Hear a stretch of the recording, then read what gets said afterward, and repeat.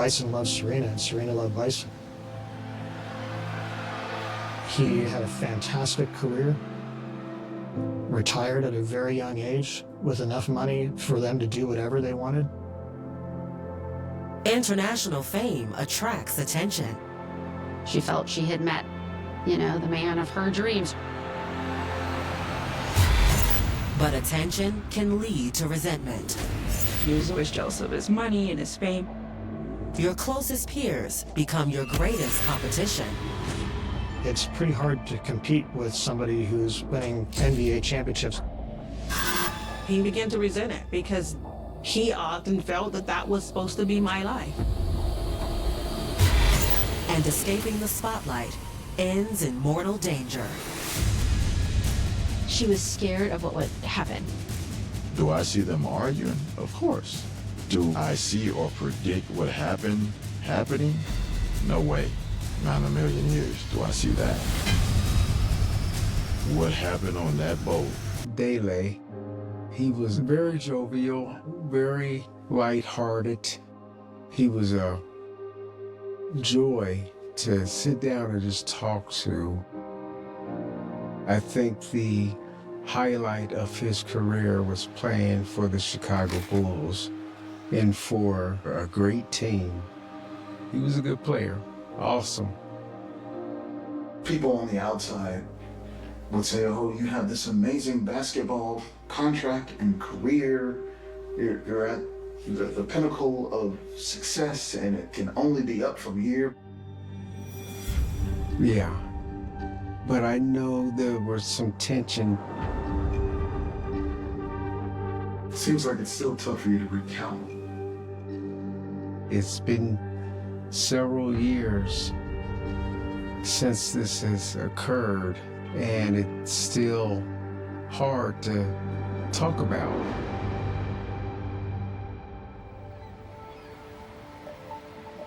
Before he found fame and fortune on the court, Bison Dele, who was born Brian Williams in 1969, grew up in Fresno, California.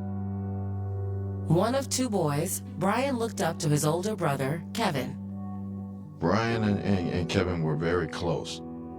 Their father was Gene Williams, who was part of the doo-wop, hip-hop duo, The Platters. My Uncle Gene took them both on the road with him. They would tell us how they would experience the nightlife at a very young age.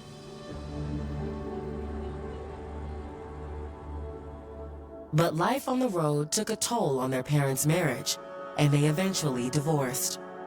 So Kevin, being a big brother, wanting to protect his younger brother and be with him, they gravitated towards one another to be safe and endure it together.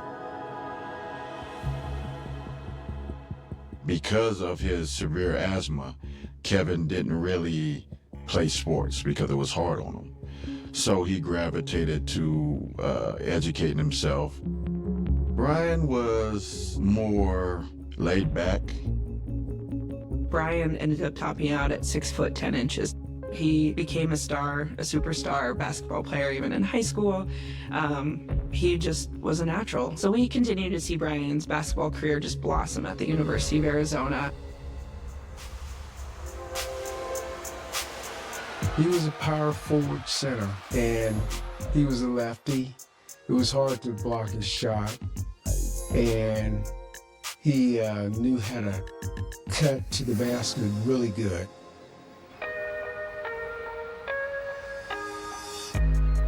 Following college, Brian is a top pick to NBA scouts. Brian, to see him go the 10th pick in the NBA draft wasn't a surprise to me because Brian was a rare player. Brian is drafted to the Orlando Magic. He comes in at a fantastic time during the franchise. After playing for Orlando, Brian joins the Denver Nuggets and then the Los Angeles Clippers before getting the opportunity of a lifetime with the Chicago Bulls. He once again just joins another just amazing team, and they go on to win the 1996 NBA championship. They won a championship. They sure did. And he was happy. And they would have kept him, but they didn't have enough money to pay him. In 1997, Brian signs a 7-year, $45 million contract with the Detroit Pistons. They had a solid run. They made it to the playoffs and whatnot, and did pretty decent, pretty well. Despite his success, behind the scenes, Brian is experiencing something of an identity crisis. For many years, he didn't like his name Brian Williams, and he wanted to change it, but he wanted to change it to something that he felt meaningful. He said it's Bison Dele, and he said Bison is the American Indian side. Dele, from what I was told, was maybe a tribe in Africa that would rather kill themselves than be called a slave.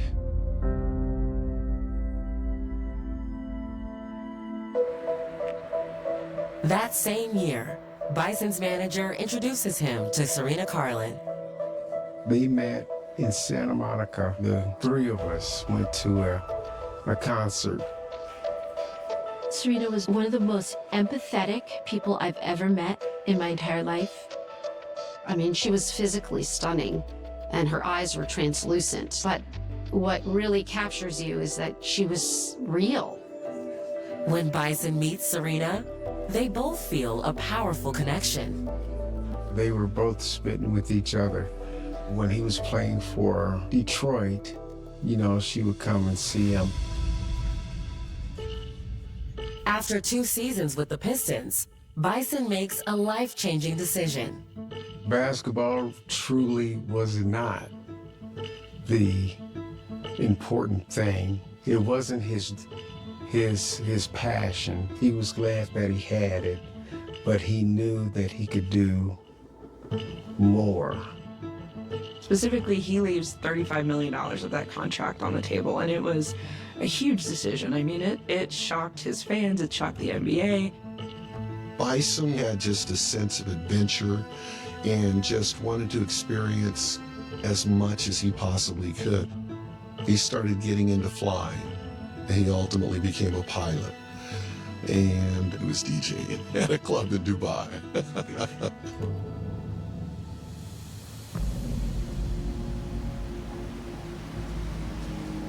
And eventually he settles on buying this catamaran called the Hakuna Matata.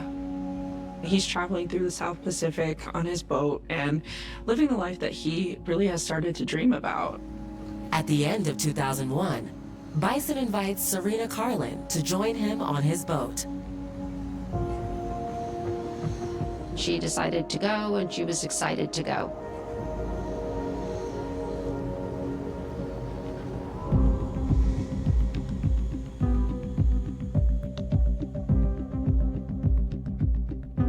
She felt she had met, you know, the man of her dreams. Someone who was of like mind and heart and wanted to share life together. Living life on a boat is, on one side, great. It's romantic. But on the flip side of that, it's very close quarters, very close proximity, and you start to see a lot about somebody, maybe parts of them that you weren't able to see before. The things you used to hide from on land, the inadequacies, the mental health issues, you can't hide from out in the middle of the sea. There's nowhere to run.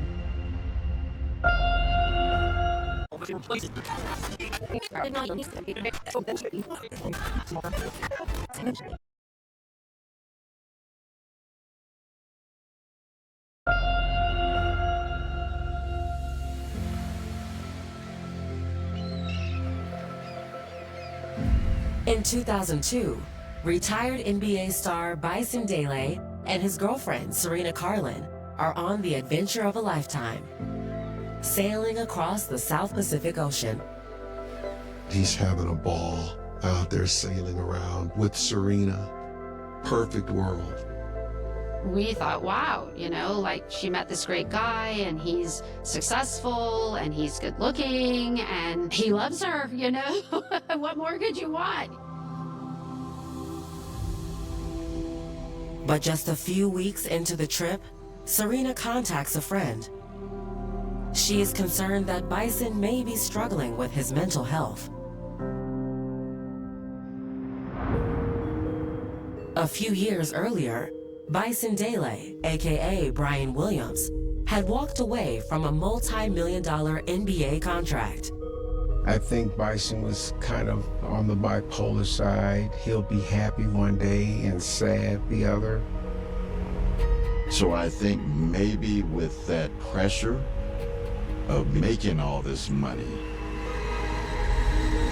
the expectations of playing at a high level could have got to him mentally, physically, and might have been too much for him. He tried to what he would call a feeble attempt of suicide by overdosing on Tylenol. And that didn't work out well.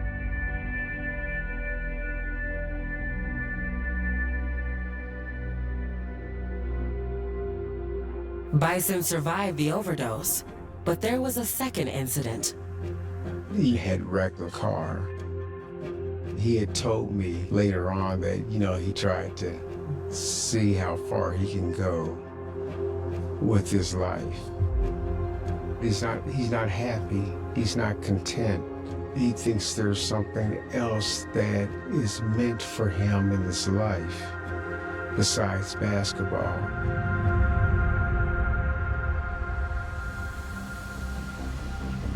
In the end, Bison turned his back on fame, seeking solace at sea with Serena. And so with Bison, he lived a great life from outside looking in, but we don't know the turmoil that he actually went to bed with every night. The things you used to hide from on land, the inadequacies, the mental health issues, you can't hide from out in the middle of the sea. You have to confront them. In May of 2002, the couple is surprised when an unexpected visitor appears at the marina where they're docked in New Zealand. Brian told me that one day he was making his way back to the boat with Serena, and lo and behold, Miles was there, at the dock. That was his brother. I knew him first as Kevin Williams, and then afterwards as Miles DeBoer. Kevin had a high IQ. He was very intelligent. Kevin was so bored with school and it was so easy for him. I'm pretty sure he took that exit exam and had to leave early, then just went on about his business. I knew he was technically inclined with computers and things like that. He was some type of investor. He really had a lot of these get-rich-quick schemes that just weren't panning out. Bison did everything he could to help him. So just like his brother, Kevin actually starts to go through his own sort of identity change. And so he actually ends up legally changing his name to Miles DeBoer. Changing his name kind of made him feel like it was a new beginning from him. So in May of 2002, he shows up, where the Hakuna Matata is docked in New Zealand. He didn't let them know that he was showing up. He just showed up. He tells Bison he's here to reconnect. He wants to spend some time with Bison. And, not surprisingly, Bison's a little apprehensive about that. It was like, it's such a romantic trip. You're alone on a beautiful boat in a beautiful exotic place, having the most fabulous time of your life, and the brother shows up. For Serena, Miles showing up at the catamaran actually was a good thing. She really thought that this was an opportunity for the brothers to reconnect, and so she was all for it. The trio set sail together, bound for Tahiti.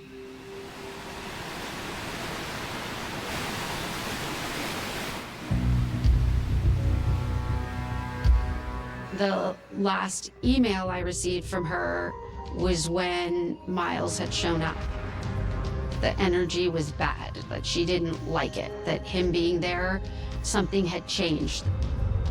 And for Serena, she's picking on vibes from Miles that she doesn't like. And so where she thought that she wanted this relationship to be rekindled, now she's feeling this may not work. But their idyllic trip is about to take a sinister turn. They're all confined in one tight space. Something was bound to happen.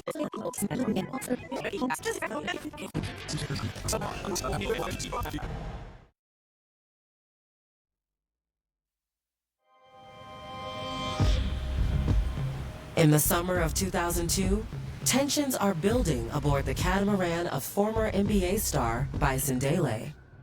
Bison and his girlfriend, Serena Carlin, have allowed Bison's brother, Miles DeBoard, to join them on their voyage to Tahiti. Bison was becoming more and more upset because of Miles just being there, period, and just kind of overstaying his welcome. Bison and Serena were trying to figure it out, that they thought maybe they would fly to Tahiti and spend a week together there and let Miles and the captain take the boat up to Tahiti and that they would meet them.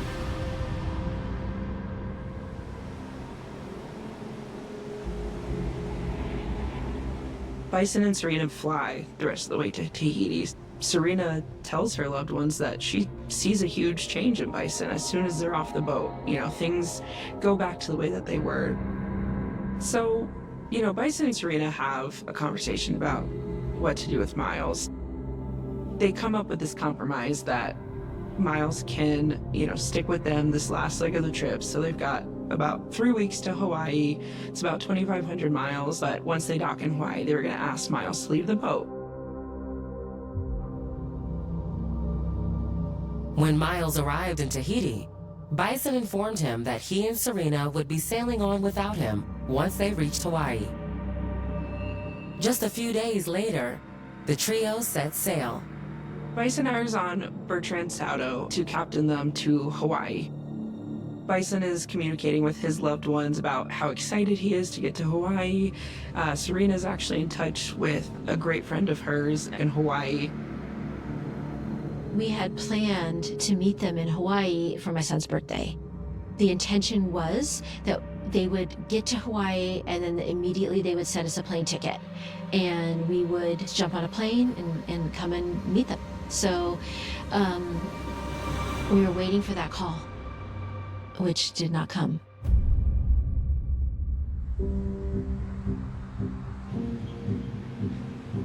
The first week of August, Bison's friend and manager, Kevin Porter, receives a troubling phone call. Serena's mom had called me and asked if I had talked to them, and I had told her I hadn't talked to Serena maybe in a few weeks now. So she was concerned because she would always get a phone call on her birthday, and she never received one.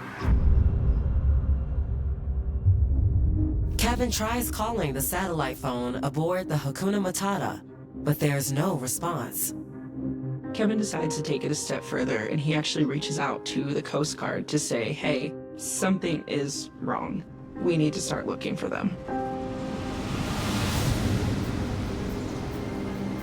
The Coast Guard starts a search party.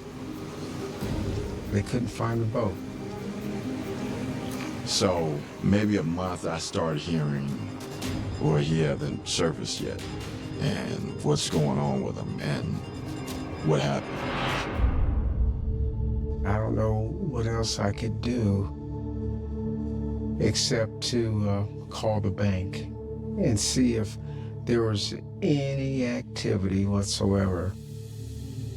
And they asked me if Brian had made any investments in gold. And I said, no. Or is he in Phoenix? And I said, no. As far as I know, he's sailing between Papeete and Hawaii.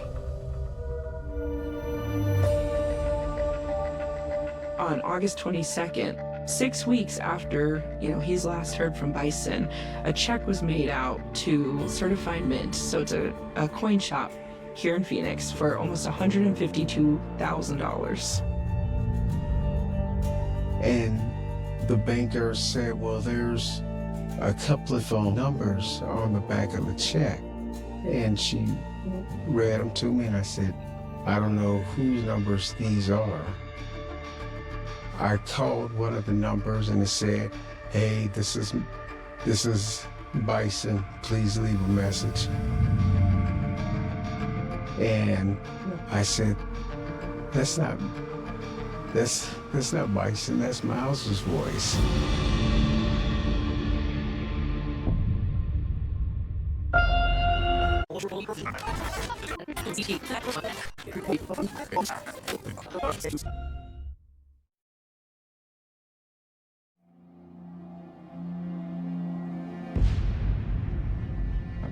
Six weeks after his last contact with his close friend and business client, Bison Dele, Kevin Porter learns someone had written a check to buy $152,000 in gold bullion in Bison's name. The banker gave me the numbers on the back of the check. I called one of the numbers and I said, that's not Bison, that's Miles's voice. I told her to hold everything, just red flag everything until I can figure, what's going on. Kevin immediately alerts the Phoenix Police Department of the potential fraud. He also calls Bison and Miles's mother, Patricia.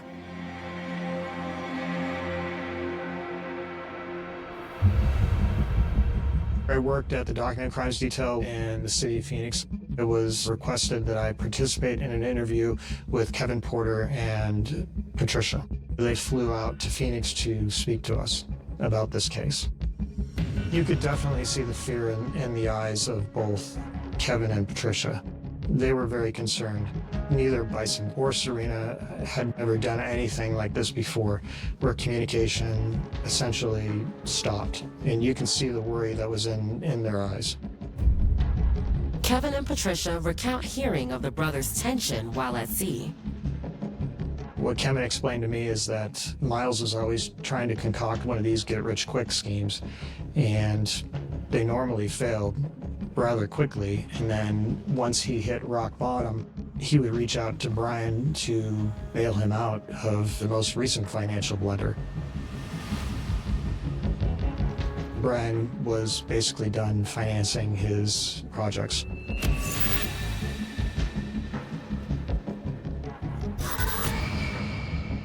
It was very clear from both Patricia and Kevin that they believed Miles was somehow involved in the disappearance of Bison Dele and Serena Carlin.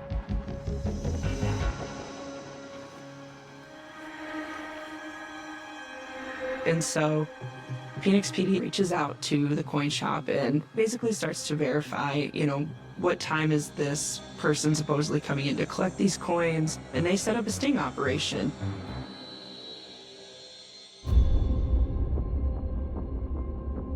On September 5th, 2002, police are staked out when Miles DeBoard arrives at the shop.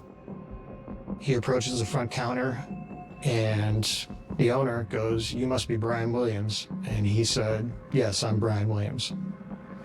At that point, we provided the two different invoices for the gold order. As soon as he signed those documents, We buzz him into the next room to obtain the gold. And when the door opened, there were several uniformed officers there waiting for him. So after he was placed in handcuffs, they asked for his identity. And he indicated he was Miles DeBoard. He was in possession of Bison Dele's passport and several of his credit cards. The fact that we had his passport, which was the only thing to get him back into this country, and all his money, it was a glaring red flag to me.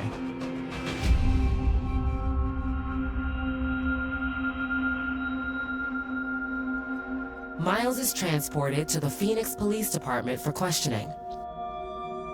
I still had questions to ask him regarding the forgery and identity theft, but the biggest concern that we had was trying to find out where Bison Dele and Serena Carlin were. Miles starts to tell this really far-fetched story that, to be honest, kind of sounds like it's out of a movie. Miles said Bison and Serena were being held captive by pirates in French Polynesia. And he needs to get ransom money to help free them, which is why he was trying to collect the gold coins. I've done this job for 29 years, and I've heard a lot of outlandish stories. To date, that was probably the biggest curveball that I've ever heard in my career. It just didn't seem to make any sense. They might not believe his story, but legally they cannot prove that anything, nefarious has transpired. When we talked to the county attorney's office, they didn't think we had enough probable cause to book Miles into jail. And we were told by the county attorney that you had to release him. I just had a feeling that I'd never see him again. And I wanted to make sure we had his fingerprints and a recent photograph of him on the day that he was arrested. So I had him fingerprinted and photographed. A week after Miles is interrogated by police, across the world, Tahitian authorities actually find the Hakuna Matata in a Tahitian port. It was still in Tahiti and not Hawaii. There's no sign of the captain, there's no sign of Serena, and there's no sign of Bison. The boat had been painted and the name had been changed. It seemed very suspicious. The FBI gets involved, and they fly out to Tahiti to start to assist with the investigation out there. FBI agents start to learn in their investigation that a man matching Miles's description actually piloted the boat back into the port back in July. Now that the FBI is starting to realize that Miles's story is most likely false. At that point, we believe Bison, Serena, and Captain Bertrand are dead. Authorities know they need to speak with Miles, but tracking him down again proves difficult. It seems like he was trying to run from something. He was a jealous sibling, a jealous brother. His issues just became worse and worse, evidently. I never imagined he could do such a thing.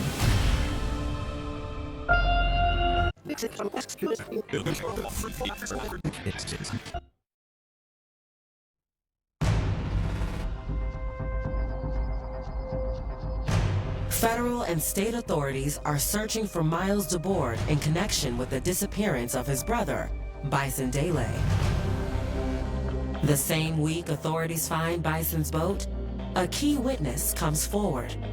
A detective from another jurisdiction reached out to me because she had received a phone call from Erica, who was Miles's girlfriend.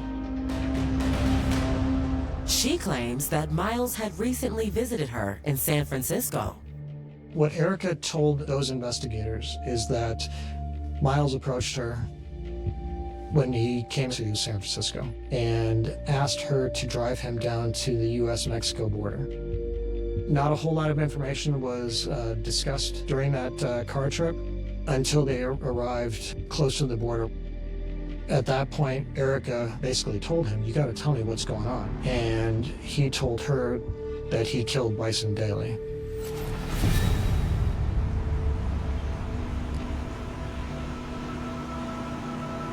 Miles said there was some sort of disagreement on the boat between Bison and Miles. That verbal argument turned physical. Serena tried to intervene in it, and according to Miles, Bison pushed Serena. Serena fell, struck her head on a rail, and killed her instantly.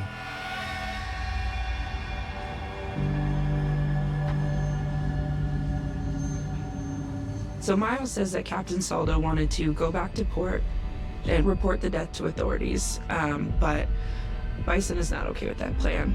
So he gets upset and he actually picks up a wrench and bludgeons the captain to death.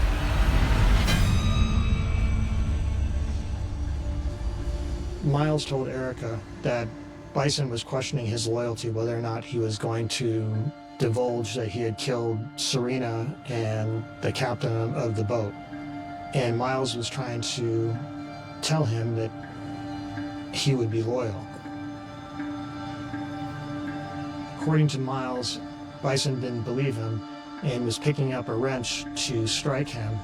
And somehow, according to Miles, he retrieved a handgun that he brought onto the boat and shot Bison and killed him. So in shock, Miles says that he just panics. So he actually attaches weights to each of the bodies and then throws them overboard. From what Miles is telling Erica, I was in fear of my life. I just witnessed my brother kill 2 people, and I thought that I was next, and I shot him and killed him. That could be a defense. But then the reaction of it was to tie weights to the bodies and dispose of them. That's not what an innocent person does. That's not how an innocent person acts.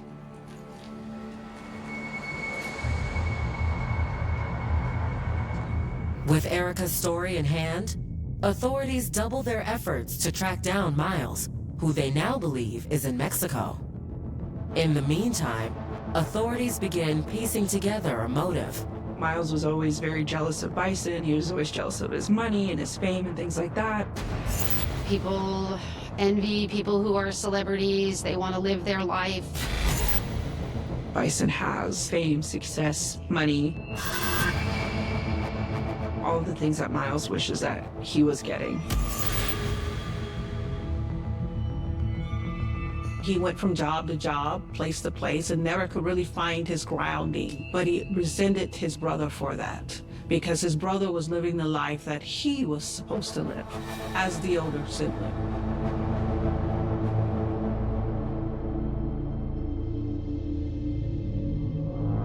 A forensic team begins processing evidence collected from the alleged crime scene and discover only trace amounts of blood, casting even more doubt on Miles's self-defense narrative. From what Miles has told, these were some very bloody deaths. A shooting, a head trauma, a bludgeoning. That's a lot of blood splatter. And the FBI just aren't finding that. Based on the information that Erica told the detectives, it was clear that Miles didn't have permission from Brian to access his account, to be in possession of his passport. That gave me the probable cause to go to a grand jury and get a warrant for the arrest of Miles DeBoard. The FBI also had a federal warrant regarding the fraudulent scheme. Unfortunately, the case soon hits a wall.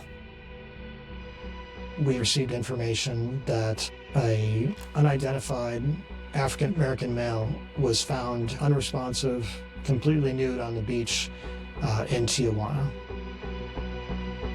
Officers went over to the hospital and conducted a fingerprint analysis. The fingerprints came back to an active warrant for Miles DeBoard. The FBI went to the hospital. They placed him into custody at that location. he had an overdose of insulin that appeared to be self-administered. It has left him completely comatose and unresponsive. May contact his next of kin. Miles's mother tells the authorities that she had received a phone call from Miles that was suicidal in nature, explaining that this was all an accident. I love you, Mom. I'm very sorry. And it's because I swear to God, I did say this. Miles' condition continued to deteriorate to the point where it was becoming clear that he was never going to regain consciousness. Goodbye.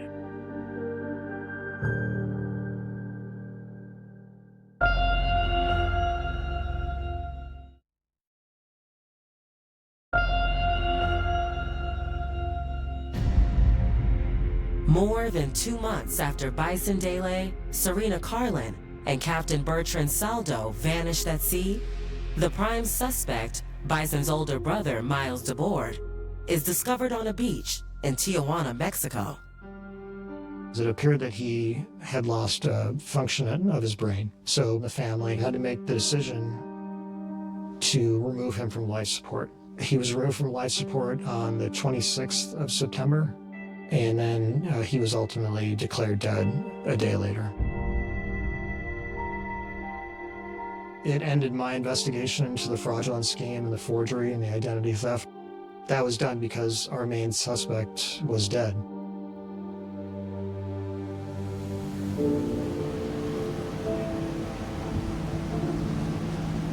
Authorities make the difficult decision to call off their search for the 3 missing victims. All 4 people who had the answers to what happened to them are presumably dead.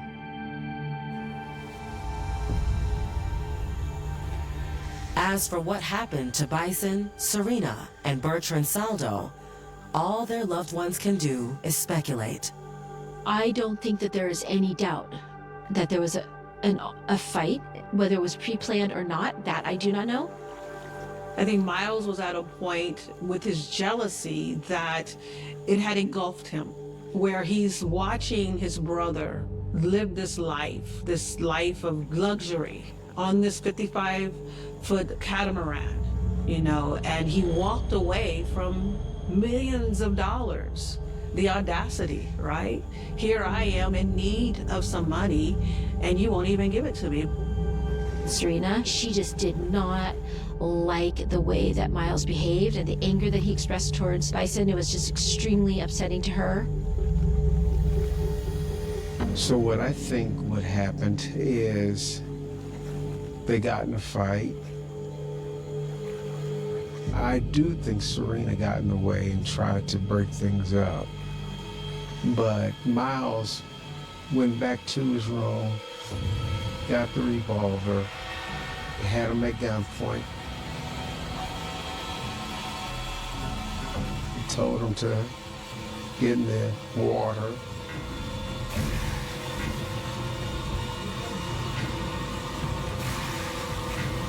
And shot everyone. And then turned the boat around. But what happened on that boat, we will never know. Bison loved Serena, and Serena loved Bison. He had a fantastic career, retired at a very young age with enough money for them to do whatever they wanted, and they were doing it. And they were killed for it by someone who never earned it, never deserved any of the money, who felt like it was owed to him for whatever reason. Of course, like any other siblings, you're gonna argue, you're gonna have disagreements. So do I see them arguing? Of course. Of course. Do I see or predict what happening? No way. Not in a million years do I see that.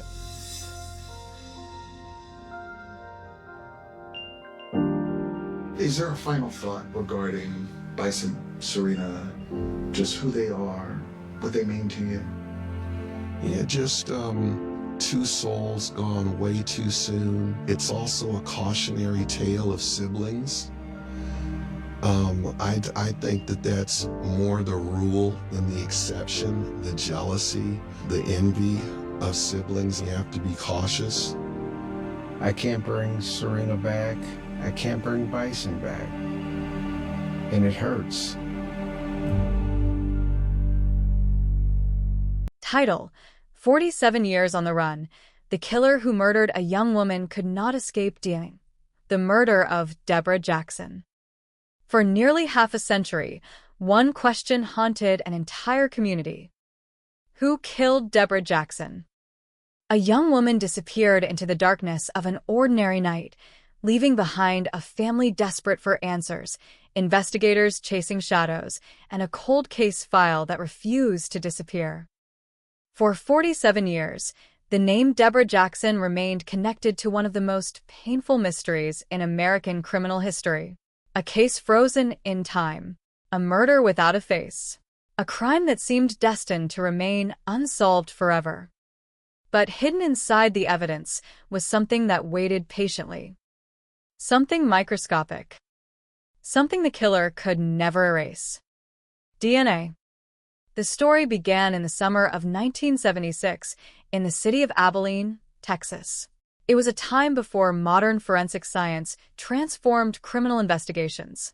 There were no national DNA databases, no advanced genetic testing, no technology capable of revealing the identity of a person from biological traces left behind decades earlier. Back then, investigators relied on fingerprints, eyewitness accounts, physical evidence, and instinct. And when those tools failed, cases were often buried under time. Deborah Jackson was young. She was just 23 years old when her life came to a sudden and violent end. She was remembered by those who knew her as someone with a future ahead of her, someone whose story should have continued far beyond that summer. Instead, her name became attached to a mystery that would last longer than anyone could have imagined. On the morning of September 30th, 1976, authorities discovered the body of a young woman near a remote area outside Abilene. The discovery immediately sent shockwaves through the community. A person had been taken away. A life had been stolen. And somewhere, a killer was walking free. The scene revealed signs of violence. Investigators quickly determined that the woman had been murdered. But the first and most important question remained unanswered. Who was she? At the time, police did not know her identity. For years, she would remain known only as a victim without a name. A woman whose final moments were hidden behind a wall of uncertainty. Investigators worked to reconstruct her last days. They searched for witnesses. They examined evidence. They followed every possible lead. But the case moved slowly. And then it stopped. The world changed around the investigation. New technology arrived. New crimes captured public attention. Years became decades. The file remained. The questions remained. And Deborah Jackson remained unidentified. A person without a confirmed name. A daughter, a friend, a human being whose story had been reduced to a cold case number. But even the oldest mysteries leave behind traces. In the years that followed, investigators continued reviewing old evidence.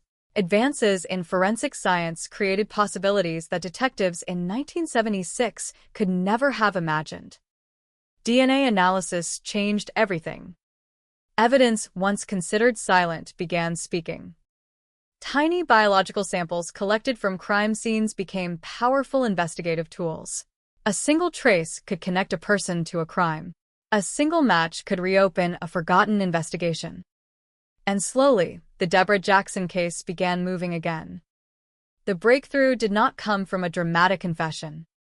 It did not come from a killer walking into a police station. It came from science. A new generation of investigators looked at the evidence with new eyes. They revisited details that had been stored away for decades. They searched for connections that had been impossible to find before. The woman who had spent nearly half a century without answers was finally getting closer to being identified. But identifying the victim was only the beginning. Because behind every victim is a question about the person responsible.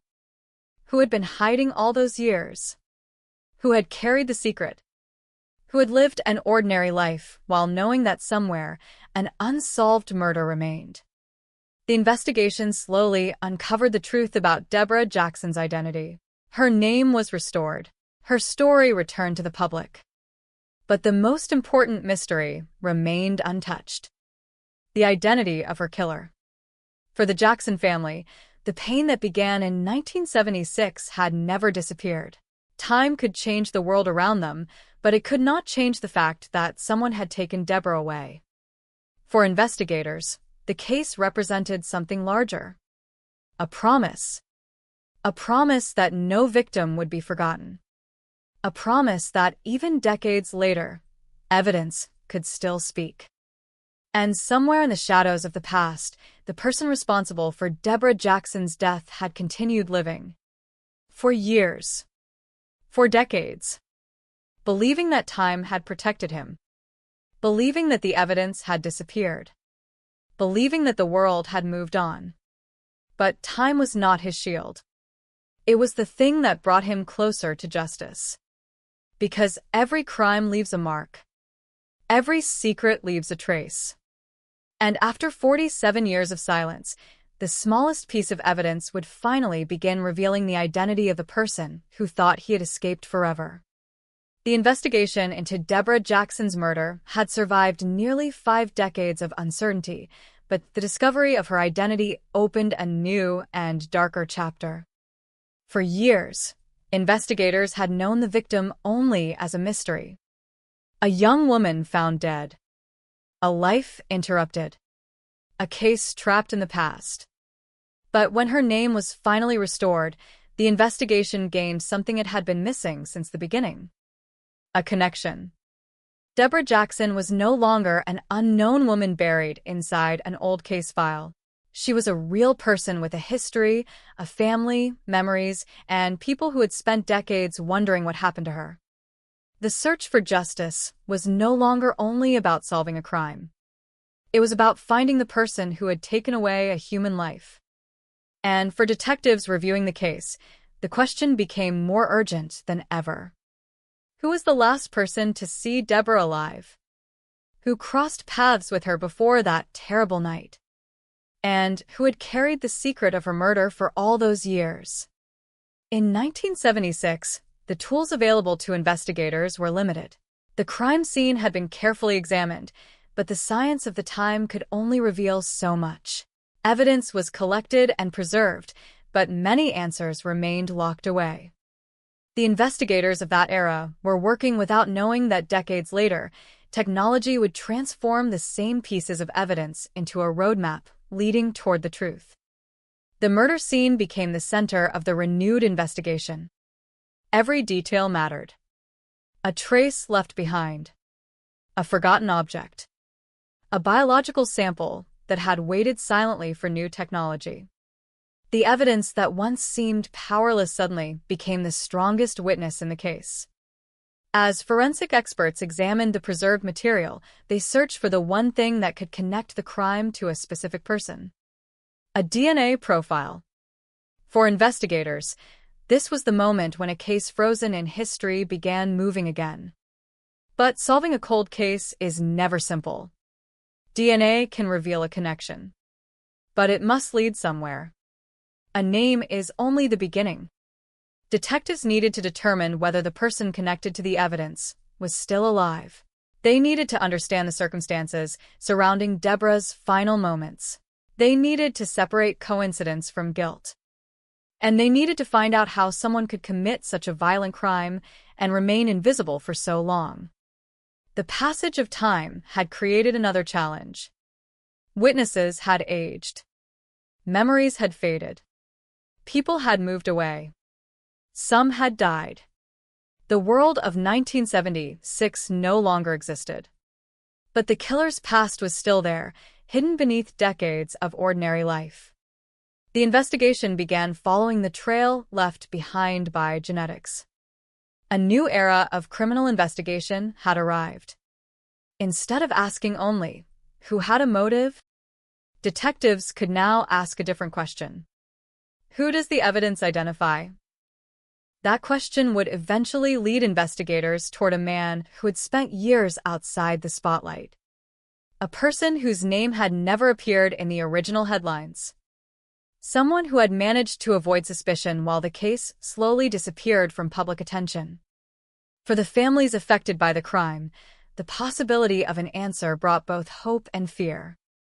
After so many years, justice seemed closer. But so did the painful reality of what had happened. The truth could finally arrive. And sometimes, the truth is more difficult than the mystery. As investigators pushed forward, they uncovered a timeline that stretched back to the summer of 1976. A timeline filled with unanswered questions. The young woman who had disappeared. The moments before the murder. The person responsible. The years that followed. And the possibility that the killer had lived among others while carrying a secret that nobody knew. The case had become more than a forgotten murder. It had become a symbol of persistence. A reminder that unsolved crimes do not disappear. They wait. They remain in evidence rooms. They remain in the memories of families. They remain in the minds of investigators who refuse to close the door. For 47 years, Deborah Jackson's name was connected to a mystery. Now the mystery had a direction. The investigation was moving toward a suspect. But before justice could be reached, detectives had to uncover the final pieces of a puzzle that had been broken for nearly half a century. The DNA had spoken. The past had returned. And the man who believed he had escaped the consequences of his actions was about to discover that the one thing he could never outrun was the evidence he left behind. The evidence had waited for 47 years. Buried inside an old case file. Preserved inside a forgotten piece of the past. Silent. Invisible. Patient. But when modern forensic science finally unlocked its secrets, the investigation into Deborah Jackson's murder entered a phase nobody could have predicted. The killer had spent decades believing the passage of time was his greatest protection. He was wrong. Time did not erase the crime. Time preserved the evidence. And as investigators followed the trail left behind by DNA, they began closing in on a name connected to one of the longest-running mysteries in Texas criminal history. The breakthrough came through a method that had transformed the world of cold case investigations. Genetic genealogy. A technique that allowed investigators to compare unknown DNA profiles with genetic information from public databases, tracing family connections that could eventually lead to the person responsible. For crimes that had remained unsolved for decades, this new approach became a powerful weapon. Cases once considered impossible began reopening. Victims who had been forgotten were finally being identified. And killers who believed they had escaped forever were suddenly finding the past standing at their door. For Deborah Jackson, this was the moment her story began moving forward again. Investigators carefully examined the DNA evidence connected to the crime. They were not searching for rumors. They were not chasing guesses. They were following science. The genetic trail began producing possible connections. Family relationships. Generational links. A path leading backward through time. Every discovery narrowed the search. Every connection brought investigators closer to the person who had remained hidden. But identifying a possible suspect was only the beginning. Cold case investigations are built on patience. A name in a database is not enough. Detectives must build a complete picture. Where was the person living at the time of the crime? Did their timeline match? Did they have any connection to the victim? Could they have been in the area? Every detail had to be examined. Every possibility had to be tested. Because after 47 years, investigators knew one mistake could destroy the chance for justice. The suspect who eventually emerged was not a mysterious figure from a forgotten legend. He was someone who had lived an ordinary life while carrying an extraordinary secret. A man who had aged. A man who had moved through the world unnoticed. A man who had never faced consequences for what happened in 1976. For decades, the murder of Deborah Jackson existed as an unanswered question. But behind that question was a disturbing reality. The person responsible had not vanished into another world. He had continued living. He had experienced birthdays. He had watched decades pass. He had seen technology advance. He had watched cold cases being solved. And yet, he remained untouched. Until DNA changed everything. The investigators now had a direction, but they also had to confront another challenge. The suspect was no longer the same person he had been in 1976. Age had changed him. The world around him had changed. But the evidence connected to the crime remained. The investigation shifted from the past into the present. Detectives began reconstructing the suspect's life. They looked at his history, his movements, his possible connection to the crime. They searched for the missing pieces that could transform a scientific discovery into a criminal case. Meanwhile, the story of Deborah Jackson returned to public attention. A woman whose name had been unknown for years became the center of headlines again. People who had never heard her story learned about the young woman whose life ended decades earlier. The community remembered that behind every cold case was a victim. Not just evidence. Not just paperwork. A person. A life. A family left waiting. The renewed investigation brought a mixture of emotions. Hope. Pain. Anger. And the painful realization that the answer had taken almost half a century to arrive. For many, one question remained impossible to ignore.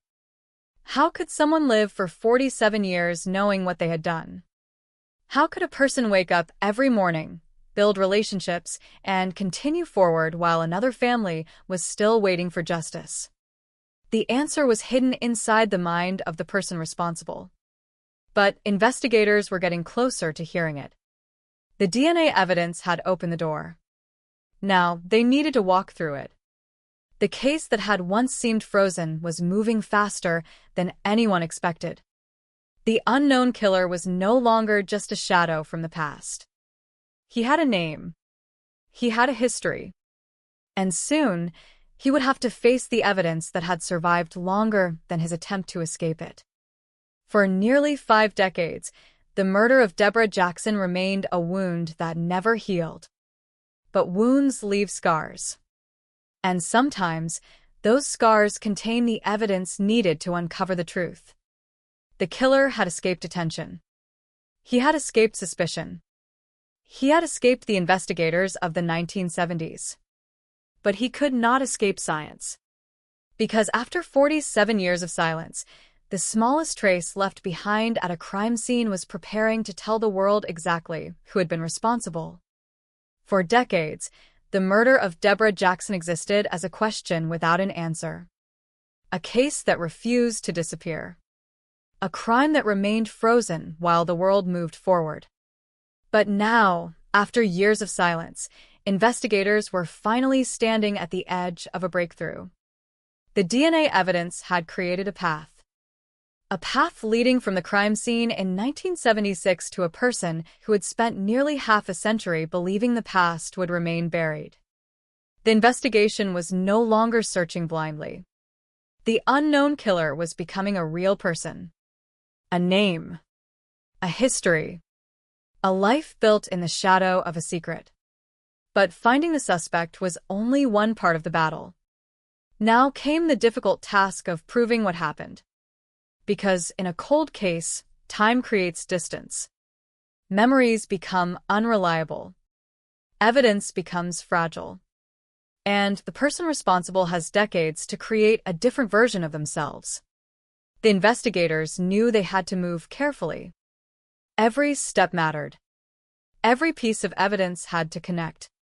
The case had survived for 47 years. They could not allow it to collapse now. Detectives began reconstructing the suspect's connection to the crime. They examined his background. They studied his movements. They searched for anything that could place him near Deborah Jackson during the final moments of her life. The question was no longer only, who was he? The question became, what happened between this man and Deborah Jackson on that night in 1976? The investigation reached back through decades of forgotten history. Records were reviewed. Old information was analyzed again. Details that once seemed insignificant were reconsidered. Because in a cold case, the smallest detail can become the missing piece. A name in an old document. A location. A connection that investigators in the past could never have discovered. The passage of time had hidden the truth. But it had also created a massive archive of information. A trail that could now be followed. The suspect had lived through years of change. He had watched the world enter a new century. He had seen computers replace paper files. He had seen forensic science evolve from simple fingerprints to advanced genetic identification. He had watched other criminals caught by evidence that did not exist when he committed the crime. But perhaps he never imagined that same technology would eventually reach him. The investigation revealed a disturbing possibility. The person connected to Deborah Jackson's murder had not been living as a fugitive. He had not been hiding in some distant location. He had simply blended into everyday life. That reality made the case even more shocking. Because the greatest mysteries are sometimes not about where someone disappeared. They are about how someone managed to remain invisible while never leaving. The community that had carried the memory of Deborah Jackson for decades now faced a painful truth. The person responsible may have been living closer than anyone imagined. A killer could walk through ordinary streets, enter ordinary places, speak to ordinary people, and nobody would know the secret he carried. For Deborah's loved ones, the investigation brought emotions that were impossible to describe. After nearly 50 years, they were finally approaching an answer. But answers do not erase loss. No arrest could bring back the years that had been taken away. No courtroom could return the life Deborah should have lived. The investigation was about justice. But it was also about recognition. Making sure Deborah Jackson was remembered not only as a victim of a terrible crime, but as a person whose life mattered. As detectives prepared the next steps, they faced the final challenge. They needed cooperation from the suspect. They needed confirmation. They needed to know whether the DNA connection was the final piece of the puzzle or simply another unanswered question. Investigators began watching, waiting, gathering information. The case that had once been forgotten was now active again. And somewhere, the person they were searching for was unaware that the past was moving toward him.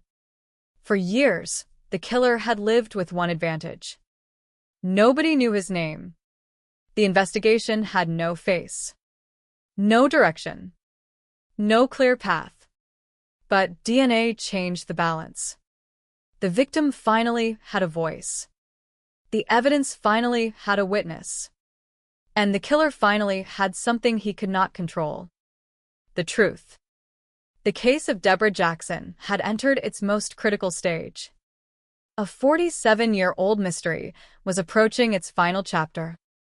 But before justice could be served, investigators had to confront the most difficult question of all. What happens when the person responsible for a forgotten murder realizes the world has finally found him? Because after nearly half a century of silence, the past was no longer buried. It was coming back. And this time it was bringing evidence. For 47 years, the murder of Deborah Jackson remained a haunting reminder that some questions refused to disappear. The case had survived changing generations. It had survived the loss of memories. It had survived decades of silence. But now, the investigation had reached the moment every cold case detective hopes for. The moment when a shadow finally begins to take shape. The DNA evidence had pointed investigators toward a possible suspect. A person who had existed outside the attention of law enforcement for nearly half a century. A person whose life had continued while Deborah Jackson's story remained frozen on the day she was killed. But a DNA match was not the end of the investigation. It was the beginning of a race against time. Because every unanswered question from 1976 still needed an answer. Who was this person? Why was he connected to the evidence? How did he cross paths with Deborah Jackson? And why did a young woman's life end on that terrible night? Investigators began building the timeline. Piece by piece.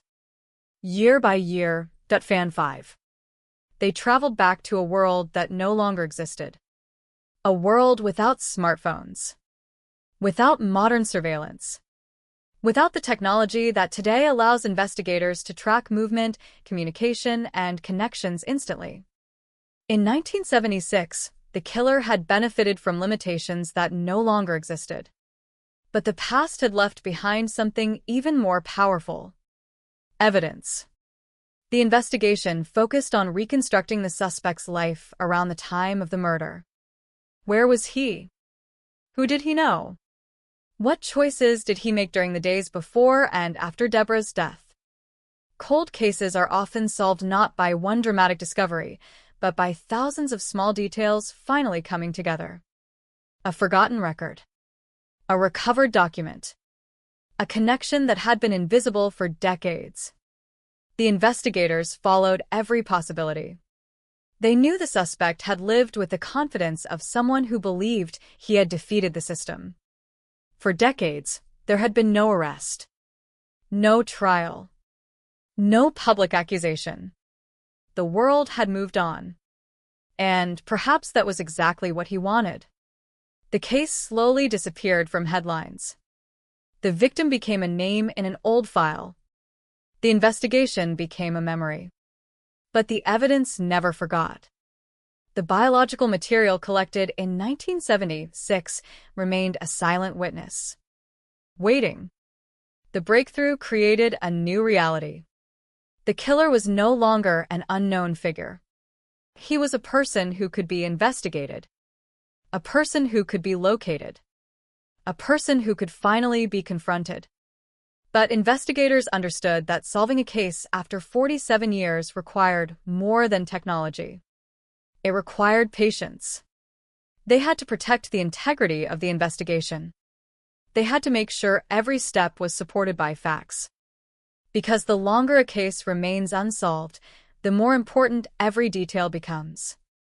One mistake could allow the person responsible to escape justice again. As detectives continued their work, the story of Deborah Jackson gained national attention. A young woman who had spent decades without answers was finally at the center of a search for justice.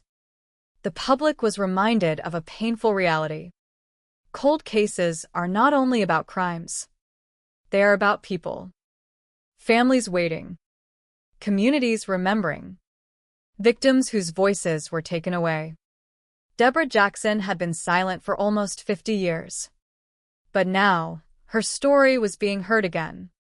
And with every new development, one question became louder. How many years had the killer believed he had gotten away? How many ordinary moments had passed while carrying the knowledge of what he had done? How many times had he heard about advances in DNA technology and wondered if one day it could reach him? Because technology had changed the rules. The crimes of the past were no longer protected by time. A killer could run from investigators. But he could not run from his own DNA. The investigation eventually moved closer to direct action. Detectives needed to confirm what the evidence suggested. They needed to collect additional information. They needed to prepare for the moment when the past would finally collide with the present. The suspect, unaware that investigators were closing in, continued living a life that appeared ordinary. But behind that ordinary appearance was a secret connected to one of the most disturbing unsolved murders in Texas. A secret that had survived longer than anyone expected. The case had begun with an unidentified young woman.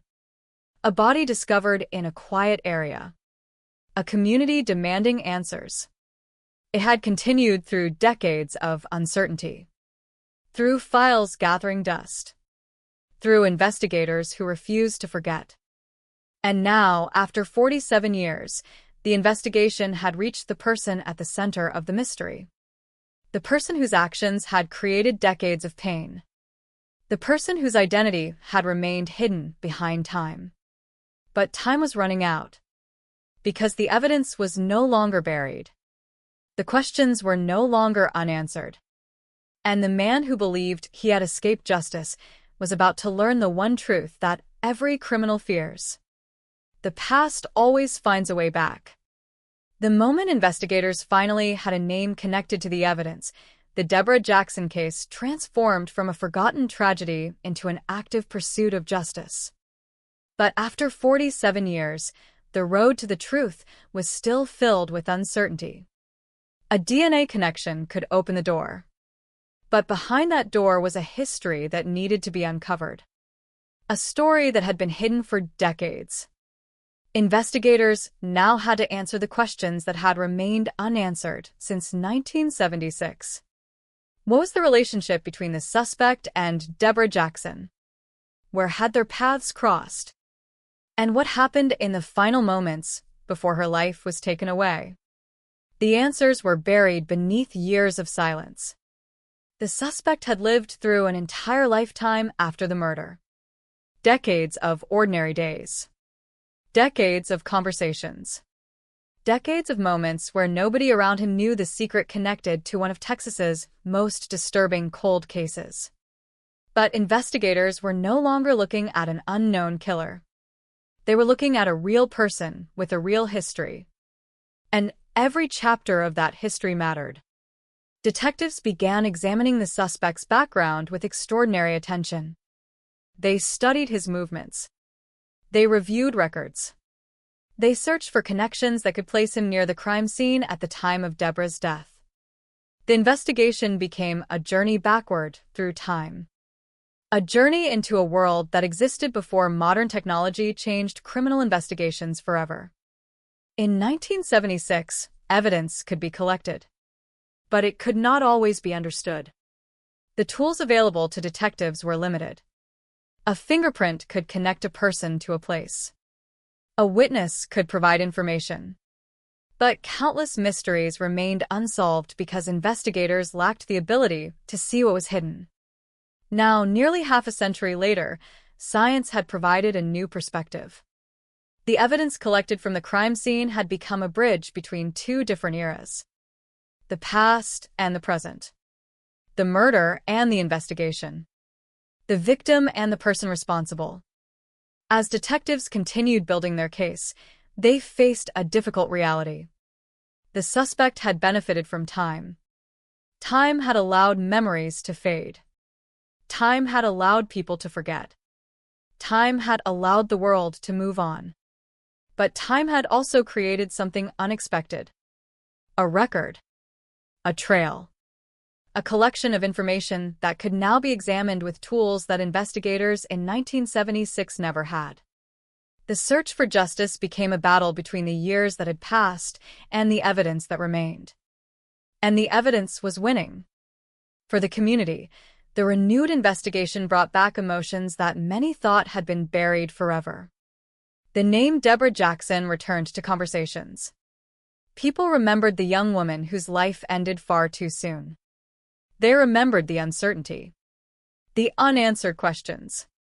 The feeling that justice might never come. For the people who had followed the case for decades, the possibility of an arrest felt almost impossible. A mystery that had lasted nearly half a century was finally moving toward an answer. But the investigation also revealed something unsettling. The person responsible had not been hiding in the way people imagined. He had not disappeared completely. He had lived among others. He had existed in the same world as everyone else. And for decades, nobody knew. That realization created a chilling question. How many times had the killer passed unnoticed? How many ordinary moments had surrounded an extraordinary secret? How many years had he believed that the crime belonged only to the past? The answer was simple. He believed time had protected him. But time was never protection. It was only a delay. The investigators who reopened the case understood that solving a murder after 47 years required more than identifying a suspect. They needed to build a case strong enough to survive in court. They needed evidence that could withstand questions. They needed facts that could tell the story of what happened to Deborah Jackson. Every detail mattered. Every discovery carried weight. The investigation moved carefully, step by step. Because behind the science was a human story. A young woman whose future was stolen. A family that waited decades for answers. A community that refused to forget. And a killer who had spent almost half a century believing he had escaped the consequences of his actions. But the same evidence that had remained silent for years was now speaking louder than ever. The DNA had survived. The case file had survived. The memory of Deborah Jackson had survived. And now, the investigation was closing the distance between a forgotten crime and the person responsible. The suspect had spent 47 years running from a question. Who killed Deborah Jackson? But soon, the world would no longer be asking who. It would be asking why. Because the final pieces of the mystery were beginning to come together. And after decades of waiting, justice was finally approaching.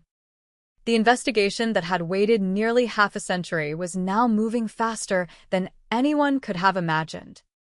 For decades, Deborah Jackson's murder existed as an unanswered question. A crime frozen in time. A case surrounded by uncertainty. But the discovery of DNA evidence had changed everything. The person responsible was no longer just a possibility hidden inside an old file. He was a real individual. Someone who had lived through the passing years. Someone who had watched the world change.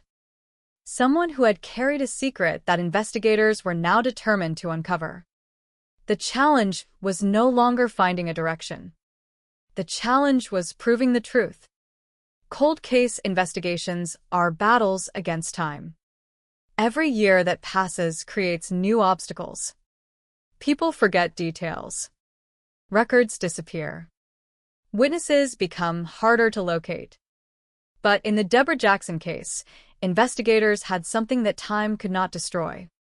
A connection written into biology itself. DNA does not forget. It does not change its story. It does not fade with memories.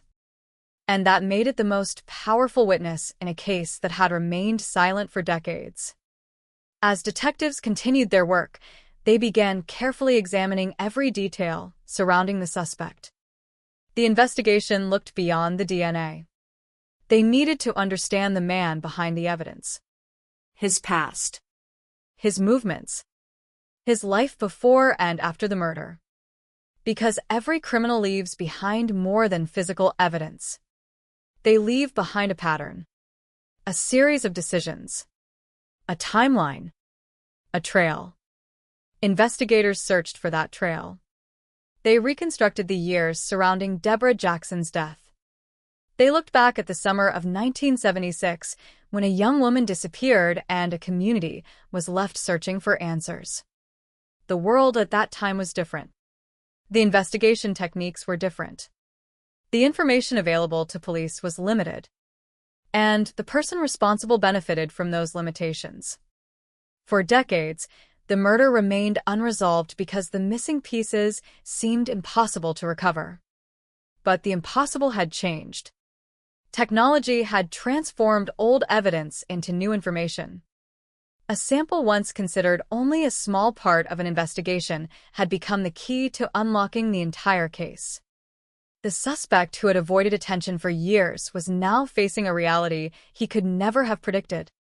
The evidence from his past had survived longer than his attempt to escape it. As the investigation progressed, authorities carefully prepared for the next stage. They had to locate the suspect. They had to confirm the connection. They had to make sure that the person identified through forensic science was the same person connected to the crime. Every step required precision. Every decision required patience. Because after waiting 47 years, investigators knew they had only one opportunity to bring justice to Deborah Jackson. The case had become a reminder of a powerful truth in criminal investigations. A murder does not expire simply because time passes.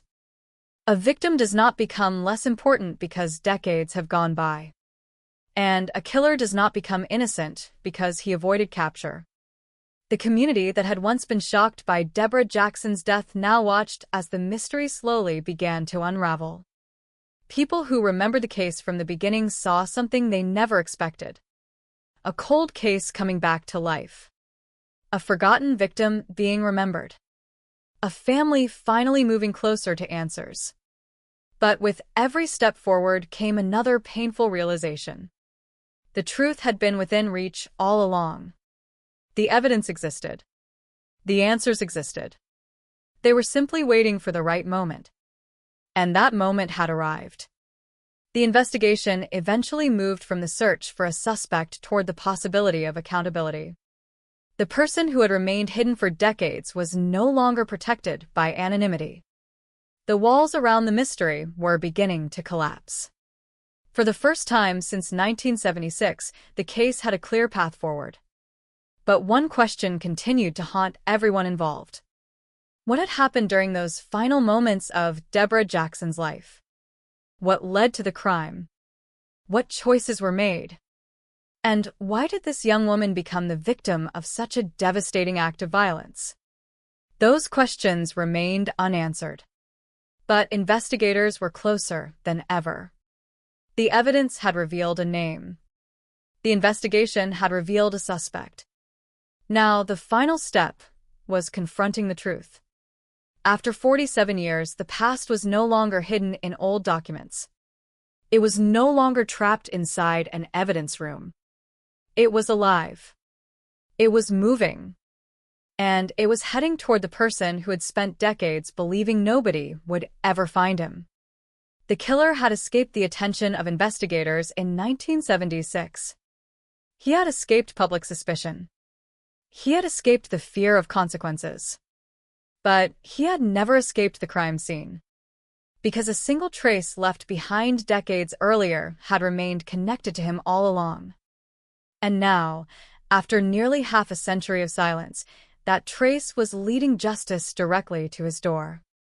The door that had remained closed for 47 years was finally beginning to open. For decades, the murder of Deborah Jackson stood as a painful reminder of the limits of justice when answers remain hidden. A young woman had lost her life. A family had lost a loved one. A community had been left with questions that seemed impossible to answer. But the evidence never disappeared. And when science caught up with the past, the impossible became reality. The person connected to Deborah Jackson's murder was no longer a shadow.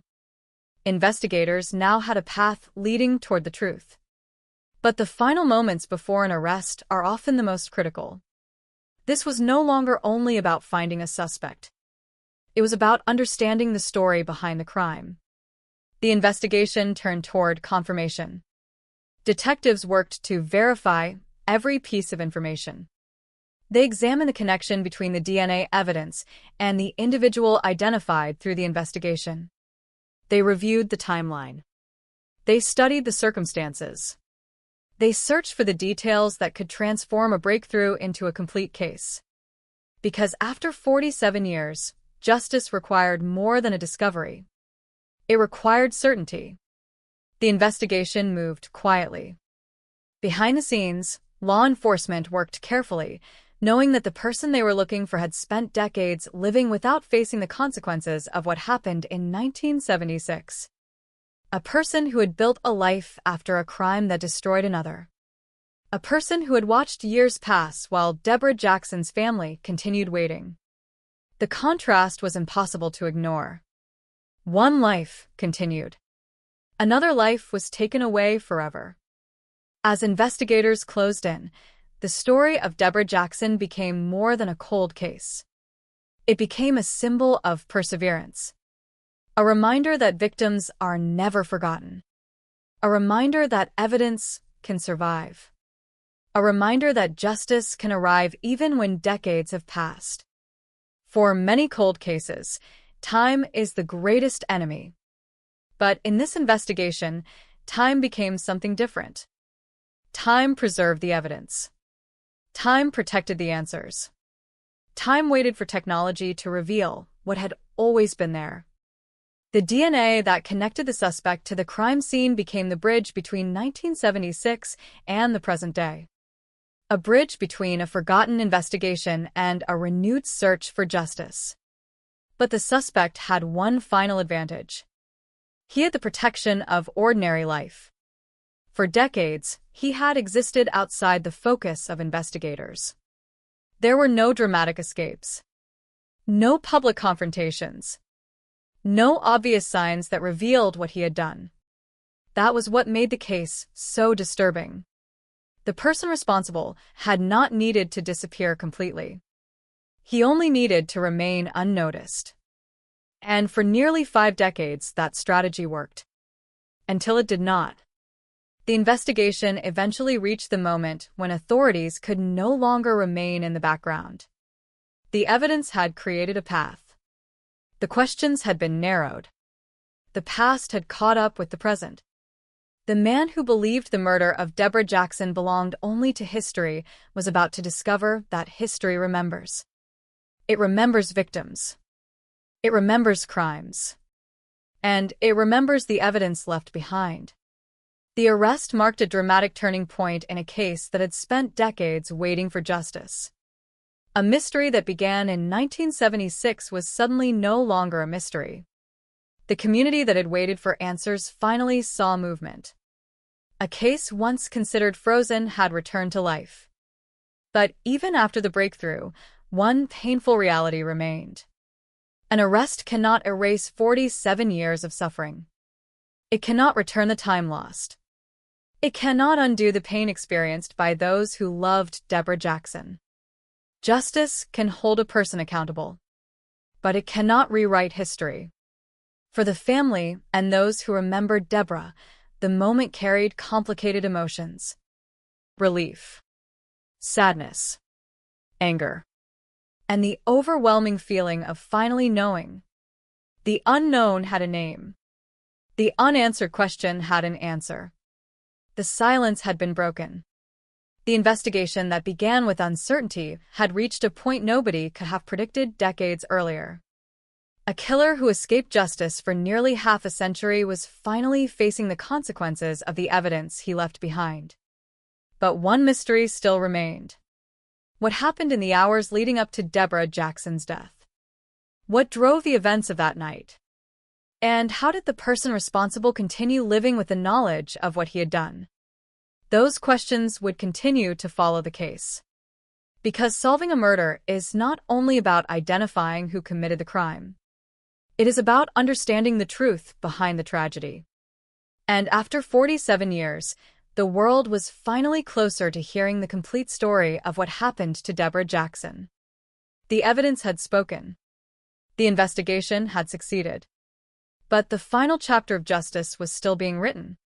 For nearly half a century, the murder of Deborah Jackson remained a wound that refused to heal. The arrest brought a moment of relief. A moment many believed would never come. But behind the headlines and the attention surrounding the breakthrough was a deeper story. A story about a young woman whose life ended far too soon.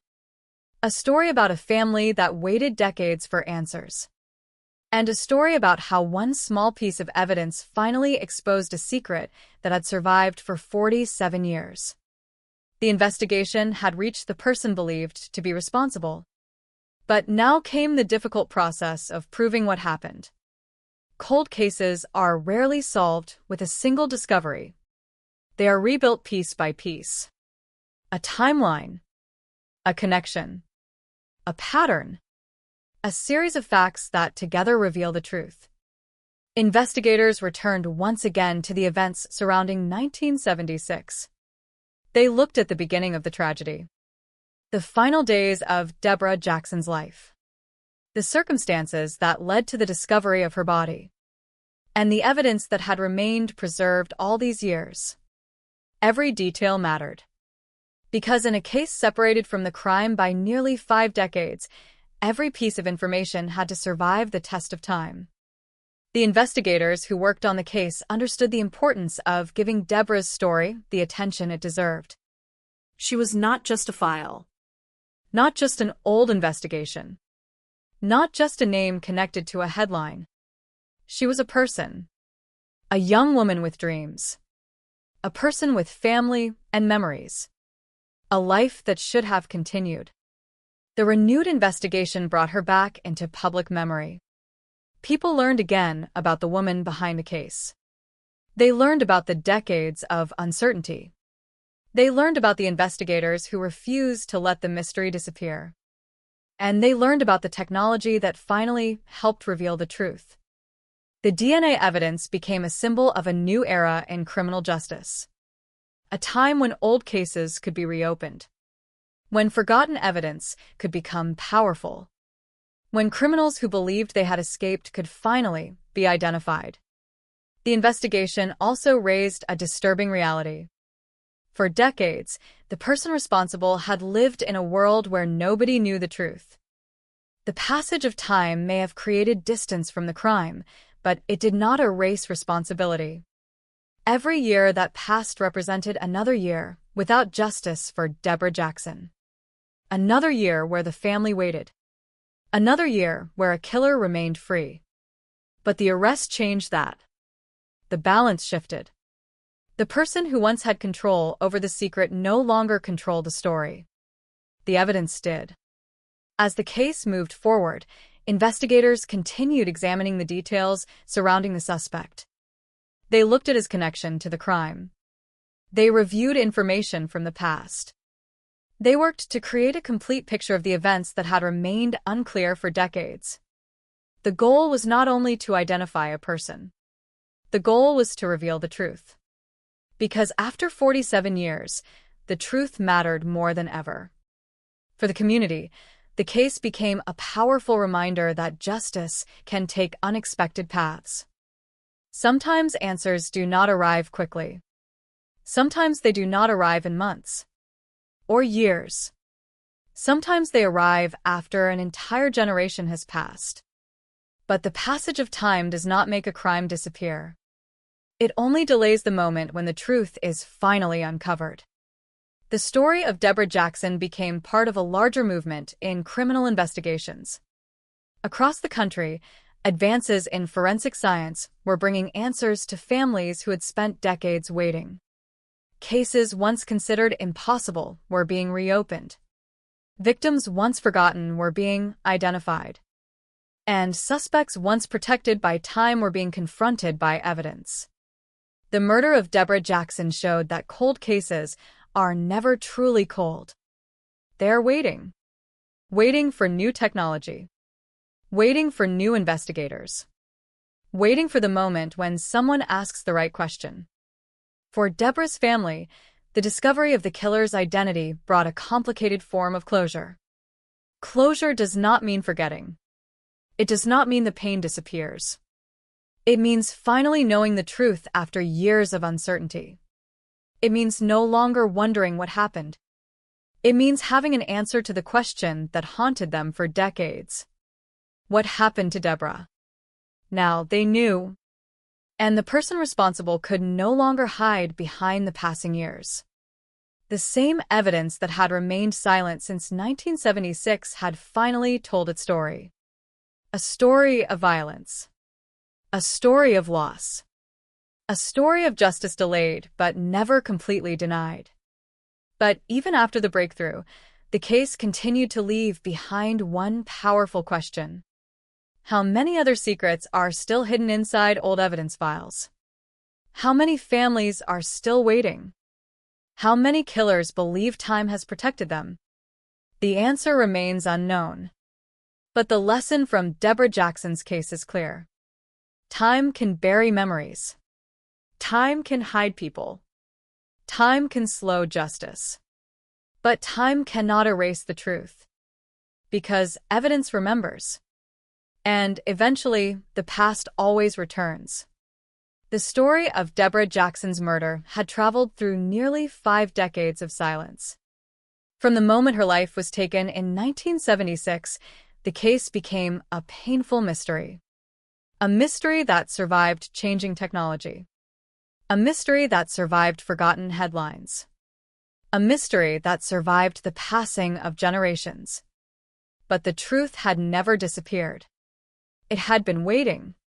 Waiting inside evidence. Waiting inside records. Waiting for the moment when investigators would finally have the tools to uncover what happened. The breakthrough in the case represented more than an arrest. It represented the power of persistence. The determination of investigators who refused to allow a victim's story to become just another forgotten file.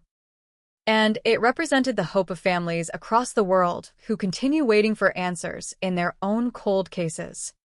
For decades, Deborah Jackson's name was connected to uncertainty. A young woman whose future was stolen. A person whose final moments remained unknown. But the investigation changed that. Her story was no longer only about a mystery. It became a story about justice finally catching up. The suspect, who had spent decades outside the reach of investigators, was now facing the evidence that had survived longer than his attempt to escape. The DNA. The one witness that could not be intimidated. The one witness that could not forget. The one witness that could not change its story. As the case moved forward, investigators continued examining the details that surrounded the crime. They searched for answers hidden inside the timeline. They looked at the connection between the suspect and the evidence. They worked to understand how a crime committed in another era could finally be solved in the modern age. The process showed the complexity of cold case investigations. Solving an old murder is not simply about finding a name. It is about reconstructing history. It is about giving a voice back to someone who lost theirs. It is about connecting the past with the present. And it is about proving that justice has no expiration date. The Deborah Jackson case became a powerful example of how forensic science has transformed criminal investigations. A case once considered nearly impossible had found a path forward because of technology that did not exist when the crime occurred. In 1976, investigators could only work with what they had. They collected evidence. They followed leads. They searched for witnesses. But some answers remained beyond their reach. Decades later, those same pieces of evidence became the key. The science changed. The evidence remained. And together, they revealed what time had tried to hide. For the people who followed the case, the story carried a powerful message. The absence of an answer does not mean there is no answer. Sometimes the truth is simply waiting for the right moment. Waiting for someone willing to look again. Waiting for someone willing to reopen the file. Waiting for technology to reveal what was hidden. The murder of Deborah Jackson also left behind a painful reminder. Every cold case represents real people. Behind every investigation is a family.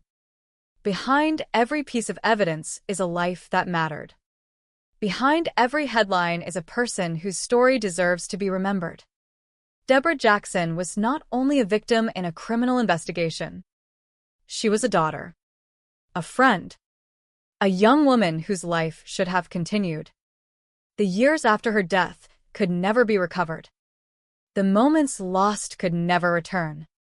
But justice meant that her name would no longer be connected only to tragedy.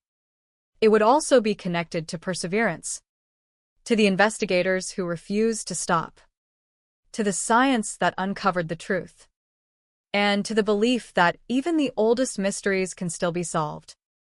For the person responsible, the passage of time had created a false sense of security. Every year, without consequences, may have felt like victory. But it was never freedom, because every crime leaves something behind. A memory, a record, a trace. And sometimes, a single microscopic piece of evidence can survive longer than any attempt to hide the truth. The killer believed the years had erased the past. But the years had done the opposite. They had carried the evidence forward. They had brought new investigators, new technology, new possibilities. The same crime that once seemed impossible to solve eventually became a reminder that justice can wait. But justice can also arrive. The story of Deborah Jackson's murder is not only about what happened in 1976. It is about what happened afterward. The decades of questions. The years of searching. The refusal to forget. And the moment when a cold case finally began speaking again. Because after 47 years, the silence was broken.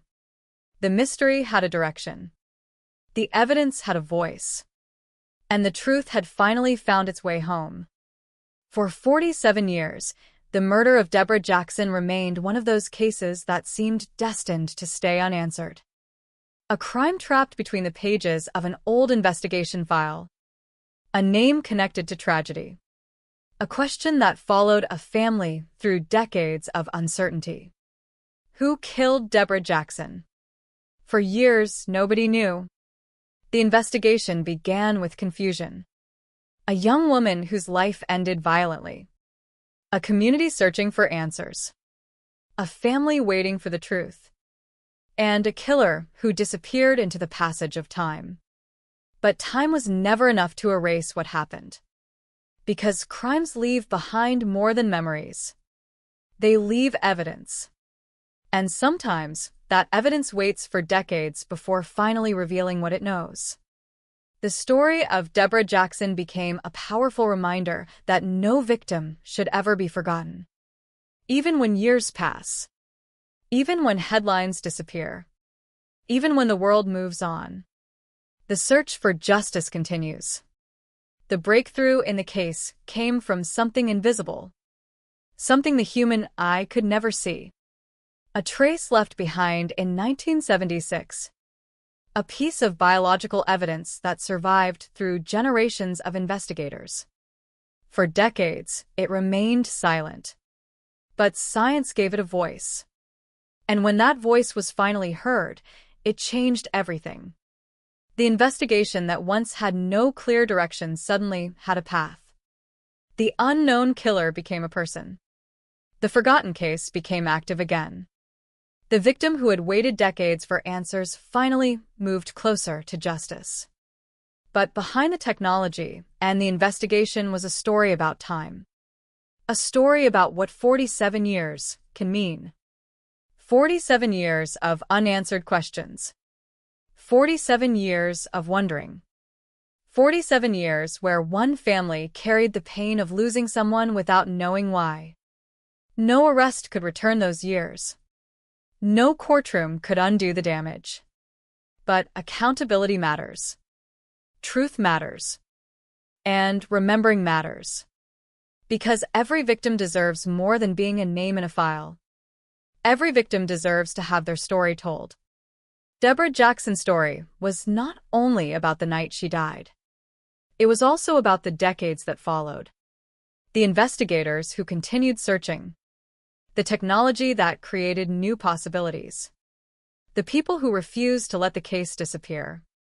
The case demonstrated something that has changed criminal investigations forever. The past is never truly gone. Old evidence can become new evidence. Old mysteries can become new discoveries. And a person who believes they have escaped justice may only be waiting for the future to catch up with them. The killer believed the years had protected him. He believed the distance between 1976 and the present was too great. He believed the evidence was too old.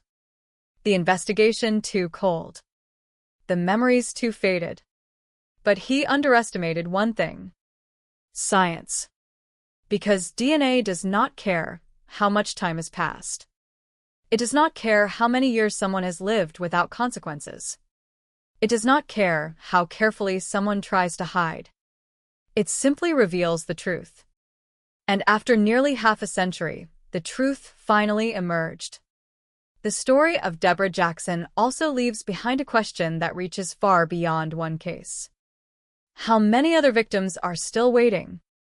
How many families are still hoping for answers? How many pieces of evidence are still sitting quietly, waiting for the technology that will unlock them? Across the world, countless cold cases remain open. But the lesson from Deborah Jackson's case is clear. A case may grow old, but justice does not. A file may collect dust, but the truth does not disappear. The smallest clue can become the biggest breakthrough. The quietest piece of evidence can become the loudest voice. And the person who believes they have escaped forever may eventually discover that the past never stopped following them. The murder of Deborah Jackson began as a tragedy. A young woman's life taken away. A family left searching. A community left shocked. But after 47 years, the case became something else. A story of perseverance. A story of science. A story of justice arriving when many believed it never would. The name Deborah Jackson is no longer only connected to a mystery. It is connected to a promise. A promise that victims will not be forgotten. A promise that investigators will continue searching. A promise that time itself cannot protect those responsible for terrible crimes. Because every crime leaves a mark. Every secret leaves a trace. And eventually, every hidden truth has a moment when it comes back into the light. For 47 years, the killer believed he had escaped. But the evidence was waiting. The investigators were waiting. And justice was waiting. The mystery of Deborah Jackson was finally answered. But the message left behind remains forever. The past never disappears. It waits. And when the truth is ready to be found, nothing, not time, not distance, not decades of silence, can keep it hidden forever. The arrest had ended one chapter of the Deborah Jackson case. But it did not end the story. After 47 years of unanswered questions, the world finally knew who was connected to the crime. The mystery that had haunted investigators, family members, and an entire community was no longer hidden behind an unknown name. The silence had been broken. But when a cold case is solved after nearly half a century, justice does not arrive as a simple moment of celebration. It arrives carrying decades of pain, decades of memories, decades of questions that were never answered. For those who had waited the longest, the news brought emotions that were impossible to describe. Relief, heartbreak, anger, and a feeling that had been missing since 1976. The feeling of finally knowing. For Deborah Jackson's family, the discovery of the truth represented something they had spent nearly half their lives waiting for. The years of uncertainty were over. The endless questions had finally reached an answer. They no longer had to wonder what happened. They no longer had to imagine the possibilities. They no longer had to live with the haunting reality that the person responsible might never be found. But closure does not erase loss. A solved case does not bring back the years that disappeared. It does not return birthdays that were missed. It does not restore the future that was stolen. The pain of losing Deborah Jackson remained. But now, that pain existed alongside something else. Justice. For the community that had followed the case for decades, the breakthrough became a moment of reflection. Many remembered the original investigation. The shock of a young woman's death. The uncertainty surrounding her identity. The years when answers seemed impossible. The case had become part of local history. A reminder of a tragedy that happened decades earlier but never truly disappeared. Because unsolved murders leave a mark on communities. They create questions that remain in the background. They leave people wondering whether the person responsible is still nearby, whether justice will ever come, whether the victim will ever be remembered for more than the crime committed against them. The resolution of Deborah Jackson's case changed that. It transformed a story of uncertainty into a story of perseverance. It showed that investigations can survive, that evidence can survive, that victims can still receive justice even after decades of silence. At the center of that transformation was DNA, a scientific breakthrough that changed the way the world views old crimes. Before modern forensic technology, many cold cases reached a point where investigators had nowhere else to go. Evidence could be collected. Suspects could be questioned. Leads could be followed. But some answers remained unreachable. DNA changed those limits. It created a new possibility. A way to look back into the past and uncover information that had been invisible for generations. The evidence collected decades earlier became a bridge between two different eras. The investigators of 1976 could not have known what technology would eventually accomplish. They could not have imagined that the smallest biological trace would one day become the key to identifying a person responsible. But they preserved the evidence. And because they did, the future had a chance to find the truth. The Deborah Jackson case became another example of how forensic science continues changing criminal investigations around the world. A reminder that evidence does not have an expiration date. A reminder that time does not automatically protect those responsible for violent crimes. And a reminder that every detail collected at a crime scene could someday become the piece that solves the impossible. For investigators, the case represented more than a successful resolution. It represented a promise kept. A promise that victims would not be forgotten. A promise that families would not be abandoned. A promise that even the oldest cases deserve attention. The detectives who worked on the investigation inherited a mystery created decades before they arrived. They were not there when Deborah Jackson's life was taken. They did not witness the original crime. But they carried the responsibility of finishing what others had started. They followed the evidence. They trusted the science. And they refused to accept that the passage of time meant the truth was unreachable. The impact of the case extended far beyond one investigation.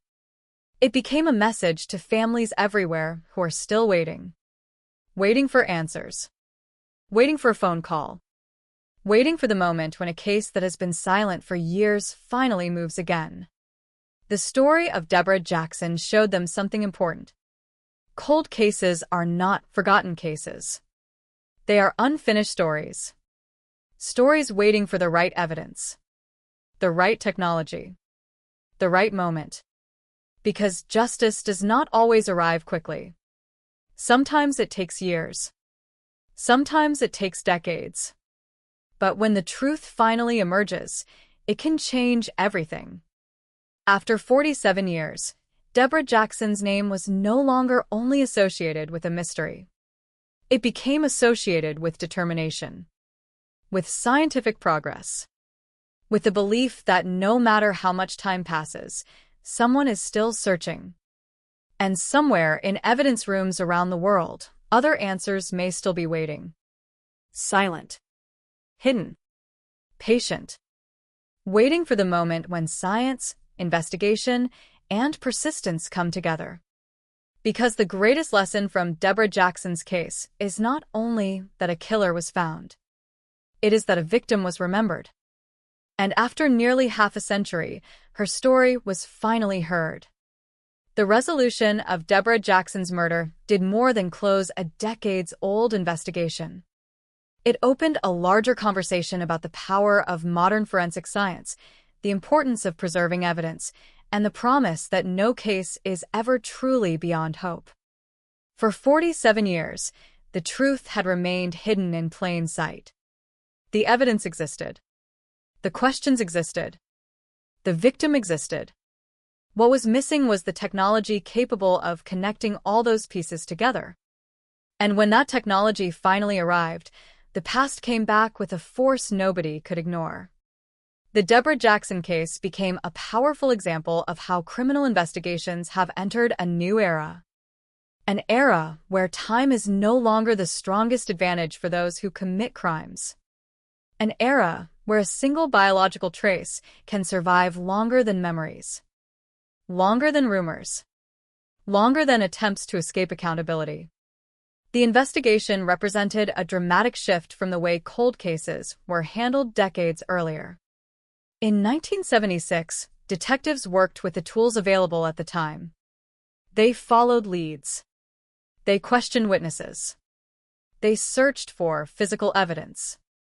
They built theories based on what they could see and what they could prove.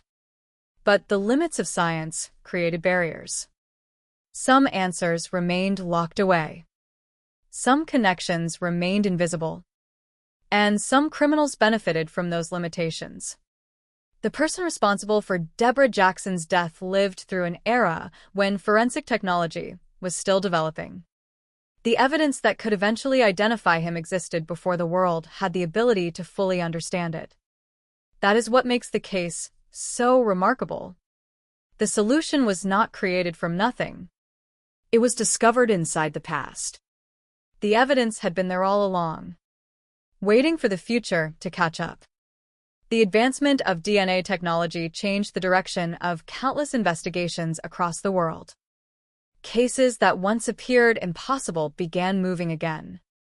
Unknown victims were identified. Missing persons were brought home. Suspects who had avoided detection for decades were finally connected to crimes.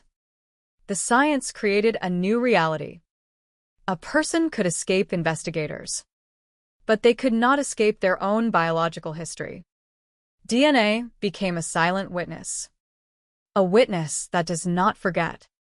A witness that does not age. A witness that can speak decades after a crime has taken place. In the Deborah Jackson investigation, that silent witness became the turning point. It transformed an old case into an active investigation. It turned uncertainty into direction. It gave investigators the ability to look backward and finally understand what happened. But behind every scientific breakthrough is a human story. And the human story at the center of this case was Deborah Jackson. A young woman whose life ended before she had the chance to experience the future that should have belonged to her. The passage of time changed the world around her. Technology advanced. Generations changed. Cities grew. People moved forward. But Deborah's story remained connected to that one terrible moment. The investigation served as a reminder that victims are not forgotten simply because time passes. Their names remain. Their families remember. Their stories continue.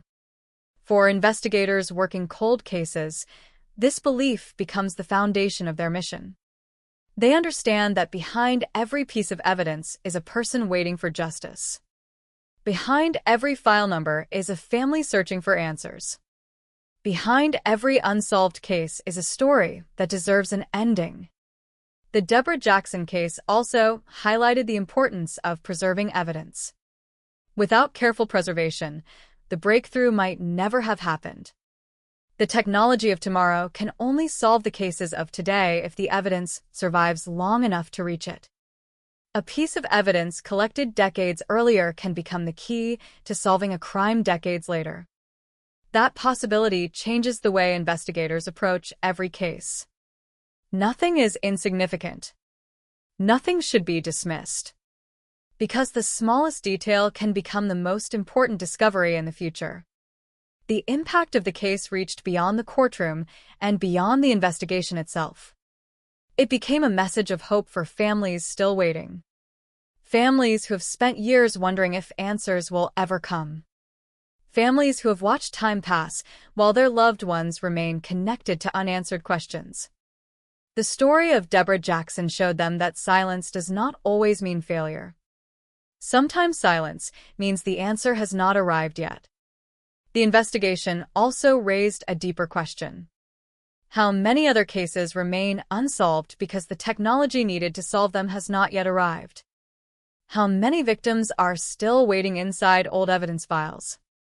How many families are still hoping that one day someone will look again? The answer is unknown. But the lesson is clear. The future may hold the key to the past. A case considered impossible today may become solvable tomorrow. A mystery that seems permanent may only be waiting for the right breakthrough. The murder of Deborah Jackson began as a tragedy. It became a cold case. Then it became a scientific challenge. And finally, it became a reminder of what happens when persistence meets innovation. 47 years of silence were defeated by a few strands of evidence. A mystery that survived generations was finally brought into the light. Because justice does not always move quickly. It does not always arrive when people expect it. Sometimes it moves slowly, quietly, patiently, but it keeps moving. And when the moment comes, when the evidence finally speaks, even the oldest secrets can no longer remain hidden. For decades, the murder of Deborah Jackson remained a question without an answer. But behind every unsolved crime is another mystery. Not only what happened, but how someone could carry the weight of that secret for so long. How could a person responsible for a violent act continue living? How could ordinary days continue after an extraordinary crime? How could someone wake up every morning knowing that somewhere in the world, a family was still waiting for justice? These questions became part of the deeper story surrounding the Deborah Jackson case. Because solving a cold case is not only about evidence. It is also about understanding the human behavior behind the crime. The choices made. The decisions taken. The moments when a person chooses a path that changes multiple lives forever. For 47 years, the person responsible for Deborah Jackson's death lived with the advantage of time. Time created distance. Time reduced public attention. Time allowed the investigation to fade from the headlines. But time also created something unexpected. A record of survival. A trail of existence. A history that could eventually be examined. The person who believed the past was buried underestimated one important fact. A secret carried for decades does not disappear. It becomes heavier. Every year adds another layer. Every passing day becomes another reminder that the truth is still waiting. While the world changed around him, the evidence remained connected to the crime. The same evidence that investigators collected decades earlier continued telling the same story. No matter how many years passed, no matter how much life continued, the truth remained unchanged. That is the power of forensic science. Human memories can fade. People can forget details. Stories can change over time. But DNA does not rewrite history. It preserves a connection that cannot be explained away. For investigators, understanding the suspect's life after the crime was an important part of understanding the case itself. A person does not simply disappear after committing an act of violence. They continue living. They make choices. They interact with others. They create a public image. And sometimes, that image hides a darker reality. This is one of the most disturbing aspects of cold cases. The possibility that someone connected to a terrible crime may appear completely ordinary. A neighbor. A coworker. A familiar face. Someone who lives among others while carrying knowledge that nobody else possesses. The Deborah Jackson case carried that unsettling reality. The person responsible was not stopped immediately. There was no instant justice. No immediate confrontation. Instead, decades passed. Decades where the victim's family lived with unanswered questions. Decades where investigators searched for something they could not yet find. decades where the evidence waited for science to catch up. But the passage of time did not change the responsibility for what happened. A crime committed in 1976 remained a crime decades later. A victim lost in 1976 remained a victim decades later. And the need for justice remained just as strong. The investigation also revealed something important about accountability. Avoiding detection is not the same as escaping consequences. A person may avoid arrest.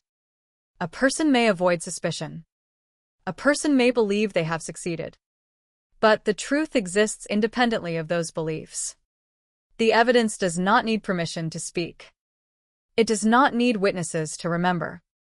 It does not need headlines to survive. It simply waits for the moment when it can finally be understood. The Deborah Jackson case became a powerful reminder that justice is not measured only by speed. It is measured by commitment. The commitment to continue searching. The commitment to preserve evidence. The commitment to remember victims whose stories could easily disappear. For the investigators who reopened the case, the mission was not only about finding a suspect. It was about restoring a sense of justice that had been missing for generations. It was about answering questions that had haunted people for decades. It was about proving that time does not belong to those who commit crimes. Time belongs to the search for truth. The story of Deborah Jackson also leaves behind a message about the importance of memory. A victim's story should not end at the moment of tragedy. It should continue through the pursuit of justice. Through the people who refuse to forget. Through the discoveries that bring answers. Through the determination to keep searching even when the path seems impossible. Because every cold case represents someone who mattered. Someone whose life had meaning. Someone whose future was taken away. And every solved cold case sends the same message. The years may pass. The world may change. The investigation may become quiet. But the truth remains. Waiting. Watching. Ready to be discovered. The killer who believed 47 years of silence would protect him learned a lesson that many before him have learned. Time can delay justice. But time cannot defeat it. Because the past does not disappear. It leaves traces. And eventually, those traces lead investigators back to the truth. The final chapter of the Deborah Jackson case was not only about the moment a suspect was identified. It was about everything that happened before that moment. The decades of waiting. The years of uncertainty. The investigators who refused to stop searching. And the evidence that remained silent until the world finally had the ability to understand it. For 47 years, Deborah Jackson's murder represented one of the most painful realities of criminal investigations. Some cases do not end quickly. Some families do not receive answers immediately. Some victims wait longer than anyone should have to wait. But the story of Deborah Jackson proved something that every cold case investigator believes. No case is truly forgotten. Not when someone continues searching. Not when evidence is preserved. Not when the memory of the victim remains alive. The discovery of the truth changed the meaning of the case. For decades, it was known as a mystery. A murder without resolution. A question without an answer. But after the breakthrough, the focus changed. The story became one of determination. One of science. One of justice finally arriving. The power of the case was not only in identifying the person responsible. It was in proving that time itself cannot erase accountability. The decades that passed did not make the crime less important. They did not reduce the value of Deborah Jackson's life. They did not remove the responsibility of the person who caused her death. The passage of time only made the search more difficult. But it never made the search less necessary. For the family and everyone who remembered Deborah, the resolution carried a complicated emotion. There was relief. There was a sense of completion. But there was also the painful reality that justice arrived after nearly half a century. A lifetime had changed since 1976. People had grown older. Generations had passed. The world had transformed. But the loss remained. Because when a life is taken, time does not repair everything. It only teaches people how to live with the absence. The answer they waited for could not bring Deborah back. It could not restore the years that were lost. But it could restore something equally important: the truth. And truth matters. It matters to families. It matters to communities. It matters to every victim whose story remains unfinished. The Deborah Jackson case became a reminder that behind every cold case is a person. Not just a crime scene. Not just evidence. Not just a file number. A person who had dreams. A person who had relationships. A person whose future was interrupted. Remembering that human story is what gives cold case investigations their purpose. The science may identify a suspect. The evidence may prove a connection. But the reason justice exists is because someone's life mattered. The investigation also showed how dramatically criminal science has changed. A case that seemed impossible in 1976 became solvable decades later because investigators preserved what they had. The evidence survived. Technology advanced. And the impossible became possible. DNA changed the relationship between time and crime. Before modern forensic methods, criminals could sometimes benefit from the limitations of the era. They could rely on missing information. They could rely on fading memories. They could rely on distance. But DNA created a different reality. A person can move. A person can age. A person can change their appearance. But their biological identity remains. That single fact transformed the investigation into Deborah Jackson's murder. The killer may have believed the years had erased the evidence. But the evidence was never gone. It was waiting. The case became another warning to those who believe they can escape responsibility. The absence of immediate consequences does not mean the absence of justice. A crime may become cold, but the truth remains alive. And when the right moment arrives, when technology and determination meet, even decades of silence can be broken. The story of Deborah Jackson will remain more than a solved murder. It will remain a symbol of the victims whose names deserve to be remembered. A symbol of families who continue waiting. A symbol of investigators who refuse to give up. And a symbol of the power of science to uncover what time tried to hide. Because the greatest mystery was never whether the truth existed. The truth was always there. The real question was whether someone would find it. After 47 years, someone did. The evidence spoke. The investigation continued. And justice finally arrived. The story began with a question. Who killed Deborah Jackson? For decades, that question remained unanswered. It followed a family. It haunted investigators. It remained in the background of a community that never completely forgot. But now, after nearly half a century, the question has an answer. And the final lesson of this case remains clear. Time can bury a crime, but it cannot bury the truth. Because evidence remembers. Because victims matter. And because no matter how long the wait becomes, justice can still find its way back. The story of Deborah Jackson had reached its conclusion, but the impact of the case continued long after the investigation ended. Because some crimes are remembered not only because of what happened, but because of what they reveal. They reveal the pain carried by families. They reveal the determination of investigators. They reveal the power of science. And they reveal one undeniable truth. The passage of time does not erase responsibility. For decades, the murder of Deborah Jackson existed as a haunting question. A case that seemed frozen. A mystery that appeared impossible to solve. But the investigation proved that even the oldest cases can still move forward when persistence meets technology. The breakthrough did not happen overnight. It was built from years of effort.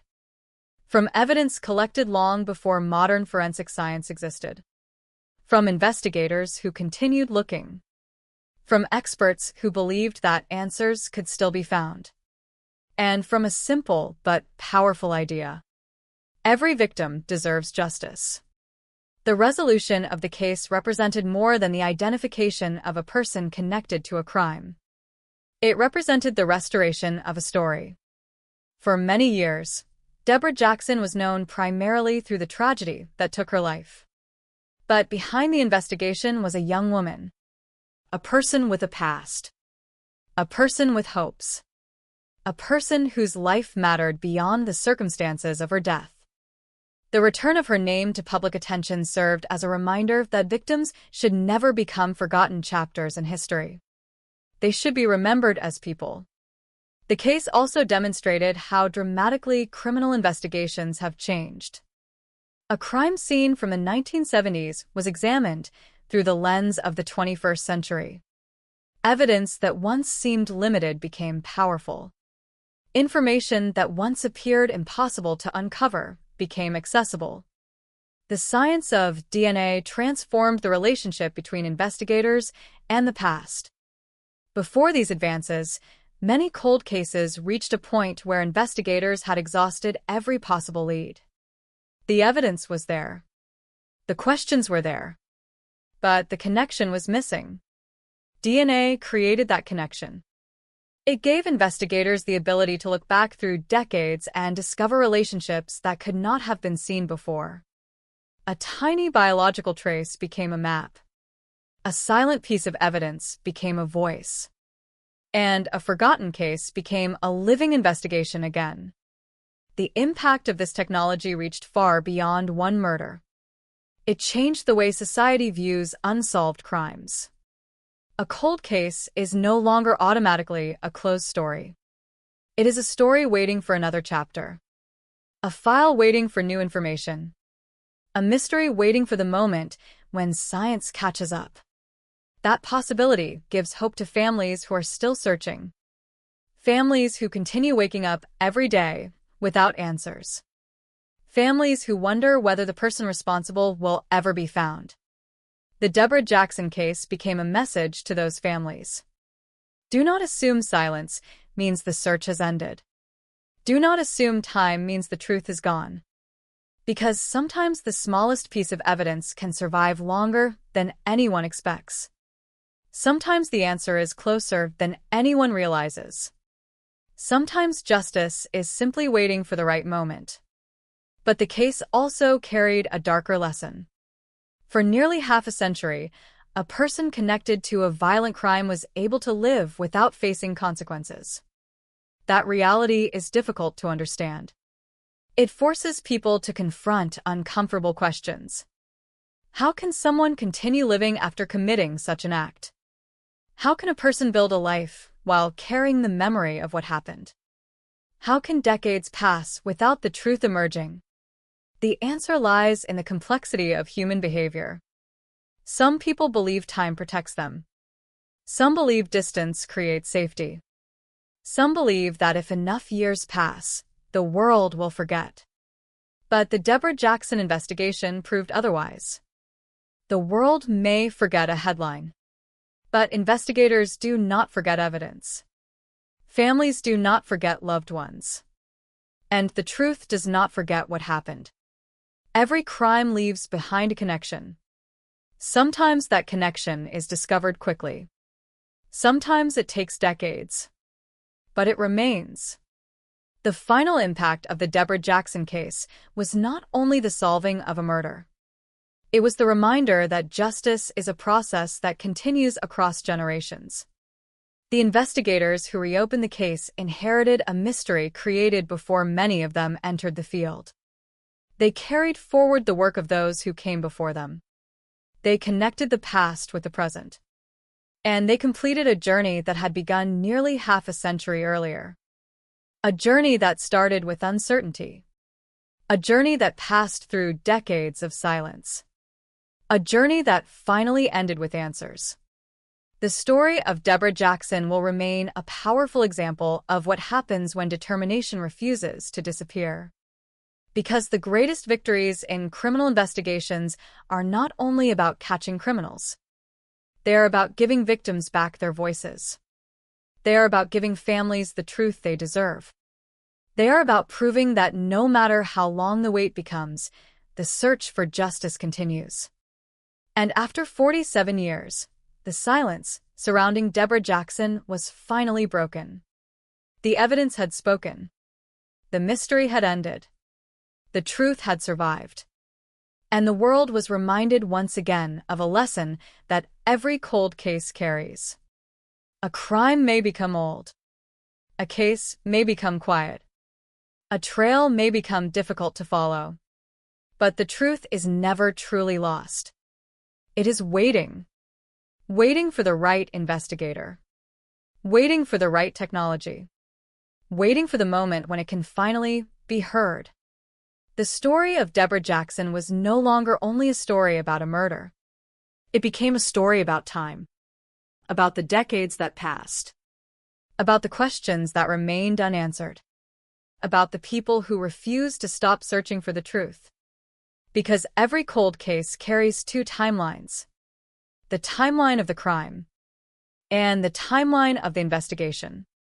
One begins with tragedy. The other begins with the hope that someday the truth will be uncovered.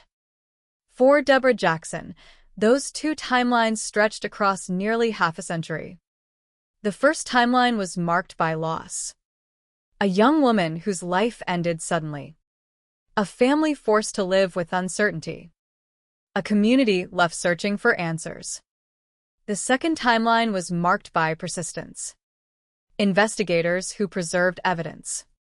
Detectives who revisited old files. Scientists who developed new methods. And a future generation that finally discovered what the past had hidden. The case became a reminder that solving a crime is not always about being the first person to look. Sometimes it is about being the person who looks again. Because the answer may already exist. Waiting. Hidden inside details that were once overlooked. Stored inside evidence that once seemed impossible to use. Protected by time until the right moment arrives. That was the extraordinary lesson of Deborah Jackson's investigation. The breakthrough did not come because the crime scene suddenly changed. It came because the ability to understand the crime changed. Technology created a new way to see the past. And when investigators looked again, they discovered what had been waiting all along. For the public, the case represented something deeply emotional. It represented hope. Hope for families still waiting. Hope for victims whose names remain connected to unanswered questions. Hope that justice can still arrive, even after decades of silence. Cold cases often create a painful feeling of uncertainty. Families may begin to wonder if they will ever know the truth. They may wonder if the person responsible will ever be found. They may wonder if the world has forgotten. But cases like Deborah Jackson's show that forgotten does not mean abandoned. Behind every old file are people who continue searching. Behind every piece of evidence is a possibility. Behind every unanswered question is the chance of an answer. The case also highlighted the importance of preserving history. Because without the work of investigators decades earlier, the breakthrough might never have happened. Evidence collected in one era became the foundation for justice in another. The investigators of 1976 could not have known what technology would become. They could not have predicted that future scientists would examine the same evidence with tools that did not yet exist. But they preserved it. And because they did, the future had the opportunity to finish the investigation. This is one of the most important principles in modern criminal justice. Every piece of evidence matters. Every detail can have value. Every investigation may continue beyond the people who started it. The work of one generation can become the answer for another. The Deborah Jackson case also changed how many people view the idea of time. For years, the passage of decades seemed like an advantage for the person responsible. But the investigation proved the opposite. Time does not always protect. Sometimes time creates opportunities. It allows technology to advance. It allows new investigators to bring new perspectives. It allows old mysteries to be examined with new tools. The same years that appeared to hide the truth eventually helped reveal it. The killer may have believed that the distance between 1976 and the future was too great. But the future came back. And it brought the evidence with it. The emotional impact of the case reached beyond the courtroom. It reminded people that justice is not only about punishment. It is about recognition. Recognition that a life was lost. Recognition that a family suffered. Recognition that the victim's story deserves to be heard. Deborah Jackson's name became more than a case title. It became a symbol of the victims behind cold cases everywhere.